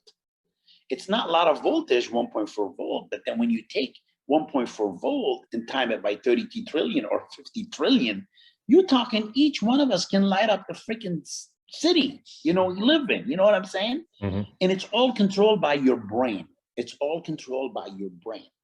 And honestly, like you guys saw the jacket Kai wear, thoughts become things, because thoughts do become matters and matters become things. You know what I'm saying? Listen, just try it right now. If you guys are married or you have a girlfriend or you have kids or whatever, if you go home right now and you're sad and act like you're upset, they're all become upset, right? With you, right? This is the energy you give. But if you go in and happy, the kids jump on you, they're happy and stuff. So really, it's the energy, man. Whatever energy you give out there. And honestly, with all the obstacle I went through my life, like I used to tell people, man, someday I'm gonna be in the magazine. Like, yeah, okay, good luck, kid. And I'm like, why? They're like, why? Because that's what people do. They always want to put you down to make themselves happy. But you know what? What you have to do, you have to believe in your dreams and work towards them, man. And honestly, when I get shot, just for the doctor, his name Dr. Lee, we're good friends now. Just for the fact that he looked at me, he goes, I just want to let you know, man, bodybuilding saved your life. I said, what do you mean? He said, you don't understand. You're 215 pounds at a time. We have to force you in sedative coma. My body was not taking anything because I was shut down and it was feeding off my own muscle. So if I didn't have the muscles and I was skinny, imagine you went there. If I was 160, right? I wasn't 210 pound muscle, 15 or whatever. Mm-hmm. And I end up 139 pounds. What would have happened if I was 160? I would have been 90 pounds and dead. You see what I'm saying? Incredible. So the muscle, so just for him saying this to me, it's kind of stuck in my mind. I'm like, man, you know what? I'm going to do something about it. So I'm the kind of guy, how I'm going to say it to you. Like, whatever you throw at me, I'll make something positive out of it. You know what I'm saying? Like, I'm going to tell you guys a story. You remember how I was telling you about my family were so poor and stuff. And I came here, I was going to live with my brother-in-law. Not my brother-in-law, my brother, but his in-law. She was living with him, and man, she made my life hell. Me and my brothers. I'm like, I say I gotta leave, So I have a friend of mine who was in the military, and he said, "Man, why don't you come live with me and stuff?" We'll make the story short. I came to live with him, and he was a drug dealer. I'm like, holy crap, that's all I need. You know what I mean? Like, I got arrested, and my mom and dad, like, they would be ruined. You know what I'm saying? Because honestly, man, all that wealth I have, and I had the company, me and my couple of friends of mine, we had 290 people working for me. You know what I'm saying? So I was very blessed. And all this blessing is because I always, before I go to sleep, I say to myself, did I do anything to offend my mom and dad or God? And if I haven't, that means I can sleep good. And that's blessing, you guys. When you take care of your mom and dad, God somehow will take care of you miraculously. So when these people, like when this negative things happen with me, I always make things, out of it. You know what I'm saying? Like when somebody tells me you can't do this, I'll do it. It's just like even here in Rochester, well, what are you going to do? You think you're going to be in the magazine? Look at you. You stand behind the bar, the lifting bar, you stand behind the bar. We can't see you. I'm like, well, you're going to see me someday. You know what I mean? And then I kept going. But the funny things, the reason why I'm telling you guys this story, I came here to Rochester, New York, from Arizona. First in California, then my brother moved to Arizona. From Arizona, moved to Texas. And from Texas, I said, bro, I got to do it on my own. He said, George, how, in reality, I couldn't speak English very well. You know, I'm not bullshitting you guys. Mhm. So I came here, and like I said, that guy was selling drugs. I'm like, man, the hell with this. There's no way. So luckily, I have that car that my brother gave me $500, a Toyota Tercel at that time. So I had that car, and I said, you know what? I can sleep in the car. That's what I have to do. And sure enough, you guys, I slept in the car. But then after 4 or 5 days, you know what I mean? You start stinking, even in the car, you know what I mean? So what George do? I go and join the gym so I can take a shower. And I'm like, okay, these guys, I'm looking at them. And that's when I start telling them, like, man, someday I'm going to be like this guy. I want to be in the magazine. Like, yeah, okay, kid, keep it up. You know, a lot of people trying here, you know what I mean? But guess what? All these guys, they see me now, they're like, how did you do this, man? Everything you say you want to do, you could do, you know what I mean? So man, it's a blessing that I have that mentality, because without the right mentality, the right focus, things, it's just like what I told everybody at Ronnie. They were asking me how, I said, listen, Ronnie, if he just have his state of mind 100% and get away from the parasite and people that bothering him or whatever going on around, he's going to be unbeatable, you know? And sure enough, we saw him where he rested and stuff. Guy looked amazing, man. I love that guy. I'm so proud of him. You know what I'm saying? And this, when he was with me, there was so much pressure from this guy is, what'd you eat? Did you eat? I'm like, man, I'm his coach. I'm saying to myself, but you know, we are here now and I'm proud of him. But in reality, man, nothing, I truly, nothing you can put in your mind, it won't become reality if you are willing to give it 100%. You know what I'm saying? And that's it. That's how I lived my life. And this is how I've been blessed. You guys, this house, this is no joke. This house right there outside on the water. I was me and my friend. I was probably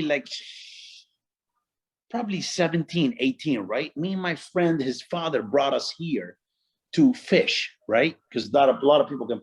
And we were passing and they said, man, how somebody freaking own a house like this? You know, my friend say, he goes, look at that big house underwater and they have pool. You know what I mean?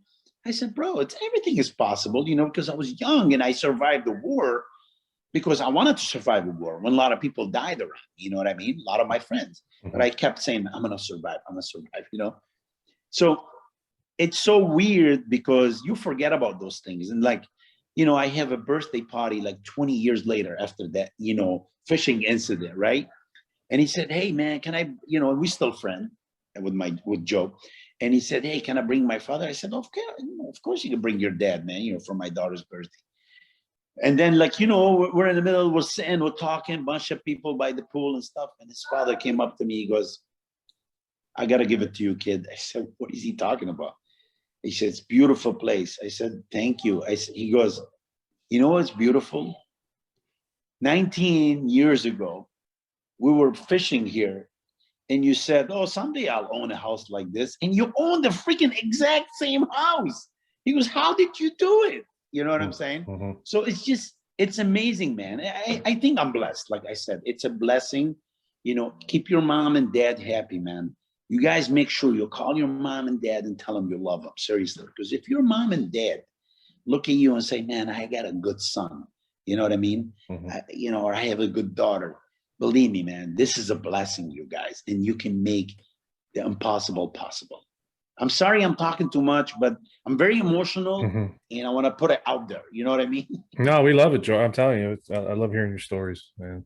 And I'll save our best for last, our other Olympian, Ian. You got anything for George? No, not really. I mean, I love how refreshing it is to hear you talk, to be honest with you. I've just been through open heart surgery in December. And it puts wow, I didn't know that. Yeah, I had 6 heart bypasses.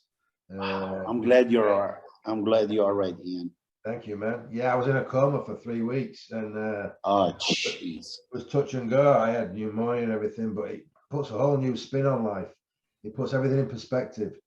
So I can really relate to a lot of the things you're saying. It's yes, very refreshing to hear.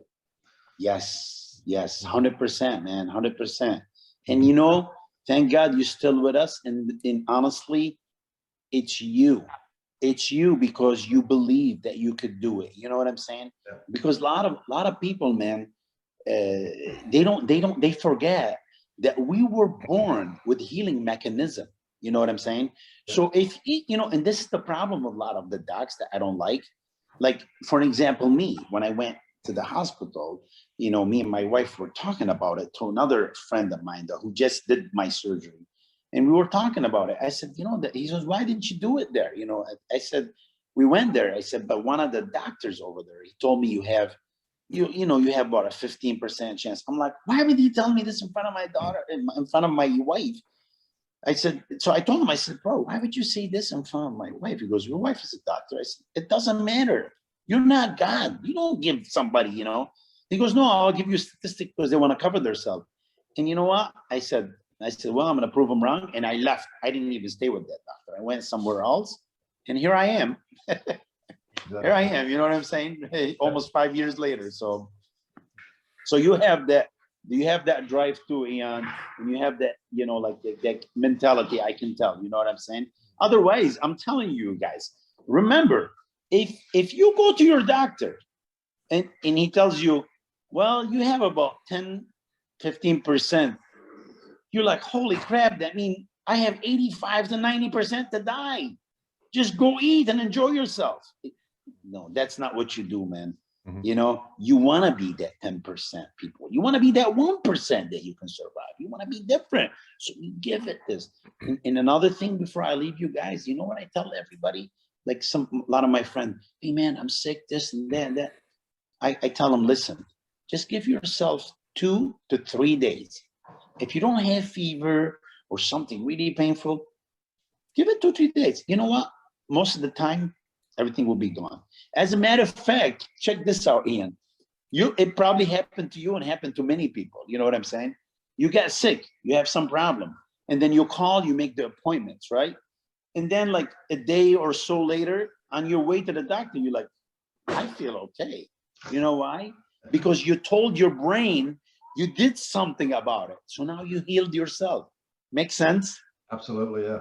You know, I hope, man, I hope I'm just like, not just blabbing, you guys think, because I really want people to really start believing with that gift we have from God. You know, we have the healing mechanism in each and every one of us. And that, you know, like I said, the way you do it with your kids, or you wake up in the morning and you hit your foot on your nightstand and you're like, oh man, what a day. Then you ruin your whole day, or, you know what, okay, a big deal. Then your day be perfect, you know. So everything start from here, man. Start from here. And I'm so proud of you, Ian, that you have that same mentality and brain, and glad to see you with us, my friend. Thank you, George. Absolute pleasure, man. Yeah, of course. It puts a completely different spin on everything. I used to get pissed off about things, and now I'm just grateful to be here. And I'm so grateful. Yeah. This is another thing, you know, like they were asking me. I don't like, you know, and Generation Iron, they were asking me, the latest interview, they said, don't you get mad, like how you stay friend with Ronnie or whatever? I'm like, why would I get mad if he went with another coach? How good this gonna do me being negative? You know what I'm saying? And hold grudges. And some coaches do, my God, they get their panty bunched up and subdued. Why? Life is too short, you guys. Took the words out of my mouth. Life is too short. Yeah. Life is too short, man. I've been dead twice, Ian. Twice. You know what? I don't want to waste my time or energy on negativity. Just want to be happy. Listen, we're all adults. We can do whatever we want.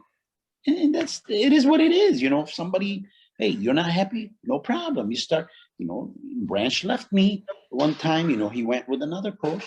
He didn't do good. He came back and he did amazing. We won another show in Jersey, you know, you know. So what I'm saying is, like, there's nothing, the best thing, honestly, is to say friend. You guys, honest to God, last night, I'm sleeping, you know, like I'm ready to sleep and I get text. Hey bro, how you doing? Branch Shore. You know what I mean? This is what you do. You stay friend with all these guys, man. We become like a family.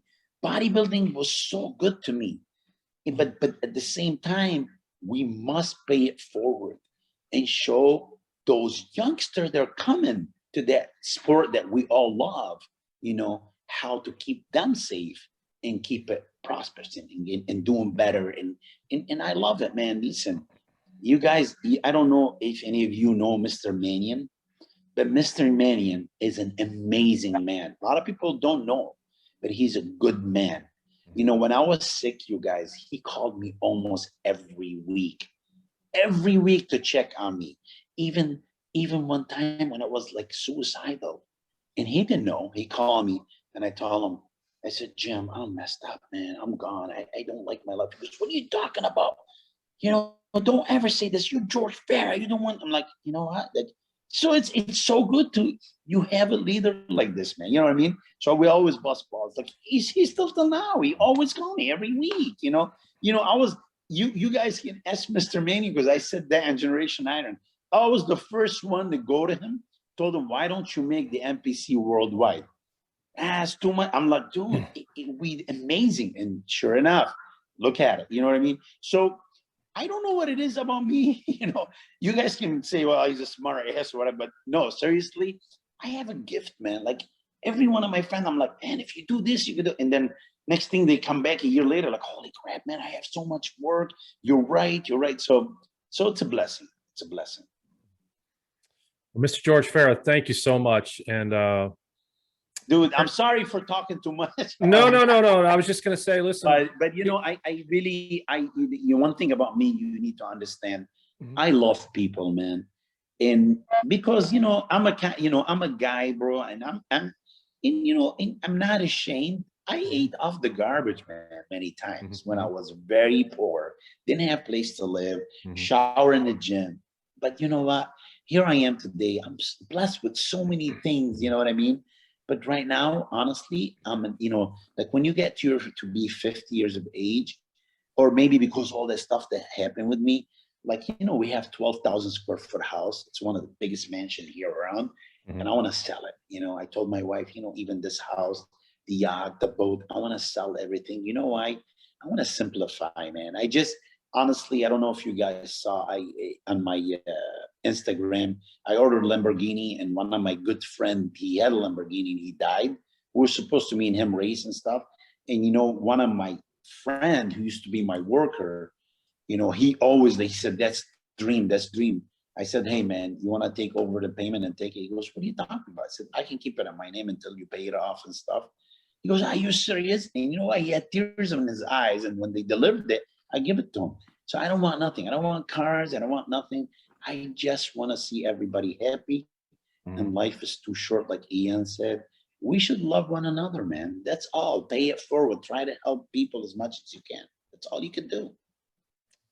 Well said. Well said. And what I was going to say is it's hearing you talk is the reason why I started this podcast. So it's amazing. Can you hear me? I think you broke up a little bit. Now I can hear you. You broke up. Okay. One of us broke up. So yeah. But just thank you. Thank you very much for coming. Go ahead, Ron. Real quick before you leave, George. You say you're going to go down and see Kai and kind of start putting something together. So is there a possible comeback in the works? Hey. So, you know, people tell me breaking something. Well, you know, look, break something special here. I know, but people tell me, look, Phil Heath may come back, but he didn't look good. But they need to remember something. He's amazing. He never stopped. To Kai never stopped. No, Kai never stopped. You guys, I swear on everything. He just sent me picture. We started, you know, dieting. I mean, he stay on his diet, he check. But those latest pictures, you know, he's not doing anything except working out, eating clean and stuff. I was looking at those pictures. I'm like, Kai, bro, you're 293 pounds with serratus and freaking prostration, don't relax. I'm like, wait, you gotta do the Olympia. He goes, I don't know, Redcon want me to do. I said, listen, if you still have the love for it and you want to do it for it. So and I told him, I said, listen, do Dwayne Johnson need to do wrestle anymore? I said, no, but you know what? He does it every once in a while, go to the arena for his fan. I said, so that's what you gotta do. You see what I'm saying? And so I can't tell you that he's gonna do it or he's not doing it. I'm gonna try to convince him, you know. So I love Kai, and I know that was one of his dreams at the time, you know. And we'll see what happened, man. We'll see what happened. If he does, cool. I would go on the record to say that'd probably be one of the greatest comebacks of all time. Mm-hmm. Yes, that would be the greatest comeback of all time, because like you said, he's never stopped and he still looks amazing. And yes, I think he probably has one of the largest fan bases in all of the sport. Oh, and everybody would hysterically go crazy. Yes, and you know why? Because we must learn something from that. Okay, yeah. Remember the reason me and Kai were like this, and tight, because when Kai came to my house, you guys, he couldn't believe it. He said, "Why you never told me this? What? What do you? What that? What's this? What's that? Movie theater? Move this?" He was like, I said, "Kai, I don't want to brag about this. It's nothing, man. It's garbage. This is just something you have with money. Money's you're never gonna take with you. When you're gone, you're not gonna take this." So Kai is the most humble champion, and I think that's why everybody relate to him, because he's never to show up. Have you ever seen him at the show? Somebody ask him to take a picture or to talk to him, and he doesn't sit down. And sometimes I'm like, "Kai, 15 minutes, come on, we gotta go," But he's like super humble, and I think this is what my parent taught me, and I want every guy or woman listening to this broadcast, teach your kids to be humble. Don't teach them to have good self-esteem, because guess what? You're teenagers, man, going through hell trying to prove themselves to have good self-esteem. Well, how about if they fail? But if you teach them to be humble, I can guarantee you, no matter what job they get, if they're humble, they're going to make it and climb, because people love a humble person. They don't like stuck-up people. You know what I'm saying? You can, it's possible the stuck-up make it someplace, but when it falls, it's going to fall hard, because everybody's like, you deserve it. You know what? So don't be that person. Always be humble, and you'll make it places. Yep. Sounds good. Well, I'm just going to say one thing. If the name wasn't taken, I'd call you the Ultimate Warrior. That would be my nickname for you. Ronnie Teeper called me Bulletproof. You remember? Yeah. Bulletproof. So I told him, I said, "Lonnie, bulletproof. If I was bulletproof, I wouldn't have spent 5 months in the hospital." You know what? I'm just blessed, man. Honestly, I'm blessed. Like I said, love your mom and dad, love God, and everything will be okay in your life. I gotta tell you, George, it was an honor talking with you tonight. Honestly, you're the definition of the American dream. You came from, a foreign land, going through what you went through, and to where you're at now. And honestly, you're an icon, and it's an honor, sir. Thank you. Dude, I'm just one of you. I'm not an icon. I don't want to be a hero. I'm just, like you said, I'm one of the American dream sample. That if you work hard, you keep your chin up, you don't do stuff that pleasure you too much, you will make it. That's all. It's simple as that, right? Yes, sir. Well said. Well, pleasure talking to you all. Pleasure meeting you all. And I really love it. Love it, you guys. You guys doing an amazing job. Great questions. And I'm always here, man. You need anything, and you let me know. Definitely. Okay? I'll definitely take you up on that, sir. You got it. You got it, brother. All right. Have a good evening. Man. Take care. Have a blessed one. Take care. Okay.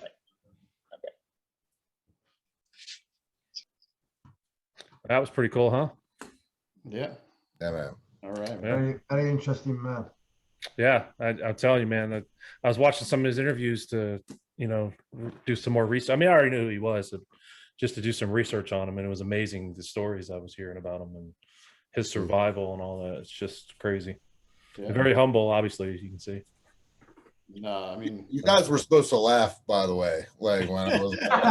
Hey, I went through the same thing. I went through the exact same thing with the rack pulls. Don't give me that. I'm like, okay, no one's laughing. Okay. All right. So, do you guys want to end, or you want me to do a quick blooper session? Okay, go. So we're gonna do. I didn't know he would take this long, but that's fine. That's all right. All right, so do you guys ever watch Ridiculousness? Yeah, all of that. So this is like our version of it. So okay, I'm gonna need you guys to help me with. I've kind of came up with names for each one of these. So you tell me if you like the names, and then we'll change them. All right. So this first one I call Grandma Takes a Stroll. What's that? What was that? It's called Grandma Takes a Stroll. I was too busy laughing. So I got a name for all these. So this is Grandma Takes a Stroll. You guys see it? Talking, man. Oh, damn. Oh. This dude's laughing. Come on. Look at his face. He sees it coming. He's just watching. He's like, that has to be her son or something. Zero craps. Okay, this one is I call this one Michael Phelps. Yeah. I like it. Oh, I bet you he does rack dads. Uh-huh. Oh, don't worry. I got one for Ian. It's coming up. Don't worry. Definitely does rack pulls. Look at that. Wow. Yeah, look at it. Look at that stretch. That looks really cool. I like how he dismounts here. Look at He's a contortionist. He's training for his contortionist show. Oh, wow. Great dismount. Quick pause. Now is he flexing? Yeah. Oh, Lord, watch out. Oh. All right. This one is the row your boat. This one's kind of just simple. Liking it. It looks like a row. Yeah. Is she hitting back or what's she doing? I can't figure that out. I know The one arm row. I know she's getting a lot of blood flow to her knees. I know that. Hey, man. And this one is I call this one the ultimate pause set. Oh, Lord, help me. Okay. Here we go. Motorbike. No. What's it gonna hit? It's hitting something. Well, there's obviously not a whole lot down there. Moving on. Sit-ups. Hit against his face. So embarrassing. Oh, and that's painful. that's why if you're training alone, you never put collars on the bar. You can't ditch out of the thing. All right. Now this is for Ian. I call this one. This is what Ian's response to rack pulls. This is what he thinks of rack pulls. You ready?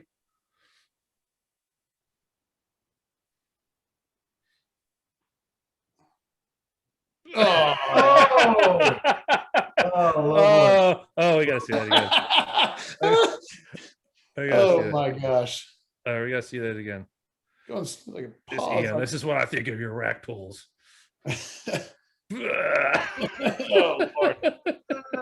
Hey, this one's called I have to one thing real quick. I have to really say the guy was ultimately committed. He didn't drop the bar. He stayed and he finished that rep. He committed to it. That's for sure. He committed all the way to the end.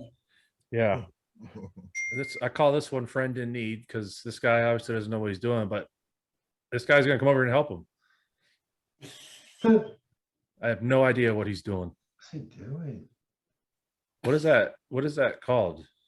You guys do that up in Jersey, Dave, or what? Dude, I've never even seen that machine before. I don't know. This one I call the Neil Armstrong. This is the spacewalk. Oh my goodness. It's the anti-gravity. Hey, oh, you haven't seen it yet. Here comes the walk. Oh, there we go. I mean, is this serious? Is this serious? I mean, yeah. Is this like real serious? He's working on his vertical. I don't know. You see some strange things in gyms, though, don't you? This is the last one here. This is when. Is this like the finale? Yeah, this is the one I had a hard time coming up with the name with. I just called it Hump Day. It's the opposite of a hip throw. Wait, hold up. What is it? What's that on the back? Is it like one of the rollers? Like, or is it a barbell? It's a barbell. It's a barbell. But the thing that fascinates me is like there's two guys. There's two guys right here watching. And he's working on his thrust power. I want to know what they're thinking. Well, I don't know, but it looks like his buddy. Actually, he's in there. I mean, come on, he's messing around. That's not real. He wants to go through his girlfriend instead. He wants the power. He's trying to work on his thrust power. Dude, Jason, that's the clam hammer, bro. That's it. Clam hammer. Let me write that down. Clam hammer. Lord, the clan hammer. The clan hammer. Yeah. Oh, that's plastic. That's hilarious. That's funny. So, but I figured I'd throw that in real quick. So, if those watching, we're gonna try to start doing that. Maybe send me some stuff. You guys got some stuff you can send me. George took up most of our time, man. So yeah, man. I still can't get over how the guy just watched that old lady fall and was laughing his ass. Yeah. I would have probably done the same thing. I can't say hers. Oh man, I would have jumped up and I would have jumped up and helped her up. Yeah, absolutely. Yeah. No, I would have helped her out. I don't. Of course you would, Jason. I believe you millions wouldn't. Oh boy. Listen, did I ever tell you when I went? It was last year. It was right before COVID hit. I went to the Arnold, and with Missy and I, we went to the Arnold, and we were leaving the Arnold. I told you about that, Ryan, at the Applebee's. We were at Applebee's, and the guy went into cardiac arrest, and I had just gotten my steak, and Missy, she doesn't really understand cop stuff and all that stuff, so. I see the guy. Missy's like, something wrong with that guy. I think he's in cardiac arrest. So they're trying to pull him on the floor. So I just said, watch my steak. So I walk. I said it nice and calm. I said, don't let anybody touch my steak. So I walk over. I go over, do chest compressions on the guy, bring him back to life. I come back over and sit, and I just start eating my steak. And Missy's like sitting there with her eyes. I remember. She doesn't even. Yeah, she doesn't even know what happened. I'm like, what? I remember you told me that story. Yeah. Yeah, they all come thanking me. How And they didn't even give me a free steak. Yeah, that's pretty. Cool customer, Jason. Mm-hmm. That reminds me of a story of this is a slice of English humor for you. An old friend of mine that I used to train with called Andrew Beresford, Bez for short. He had a gym in a place called Worksop, mid England, kind of near Nottingham, and there's a guy in the gym had a heart attack. He falls on the ground, and he's got his hand on his chest, and he says, "Call me an ambulance! Call me an ambulance!" So my friend stands over him and says, "You're an ambulance." True story. Oh, that's funny. Oh dear. I'll never forget that from my life. Yeah. That's true, Jay. I mean, like you see it all the time. You're just like, I guess here we go. All right, it's done. All right, let me go back. Yeah, I did. I walked over to the chest compressions. I brought him out. The medics came in. They came and took him. I gave him a quick statement. I went back to eat my steak. Were you still chewing on a bite of your steak while you're doing the chest compressions? Well, I didn't give him mouth to mouth. I didn't do mouth to mouth. No, I'm saying, were you still chewing? Oh, were you in mid bites? I don't know. I might have been. Your compressions. Yeah, that's why I was doing the beat. I was doing the chewing at the same time. Yeah. Baby shark. I think it's like 138 or 48 beats per minute. So if you just do compression, Baby shark. Yeah. What's that show, The Office, where they do the staying alive session? You seen that one? Yeah. Oh, that's funny. Well, that's all I got, guys. Unless you got something else. That's it, man. Yeah, this was a good show, man. This was really cool. Like I said, just got some groundbreaking news that Kai is going to be competing in the Olympics. Olympics. That's what it sounds like, don't it? This might be the first. I think we're the first. Yeah. It's good. I thought it was pretty cool, like how he said, like, Daniel and Bailey's like, just natural the whole way through. Because he's right. Like she looks that way, like completely through, the year, and her shoulders are always like crazy on point. She loves doing shoulders. Yeah. Well, you can tell. You guys know. You see people in the off season. Yeah, I'm gonna actually run into her and Rob at a veterans lift at this gym, Attila's gym in Attila's. Yeah. So Belbar. Yeah. Yeah. That'll be in August 14th. We got a lot of guys coming. The what's his name? The one-legged monster. That guy. A bunch of big names. So should be good. Yeah. Awesome. All right, gentlemen. Till next time. All right, guys. Check you later. Appreciate it. Have a good evening. Bye. All right. See ya.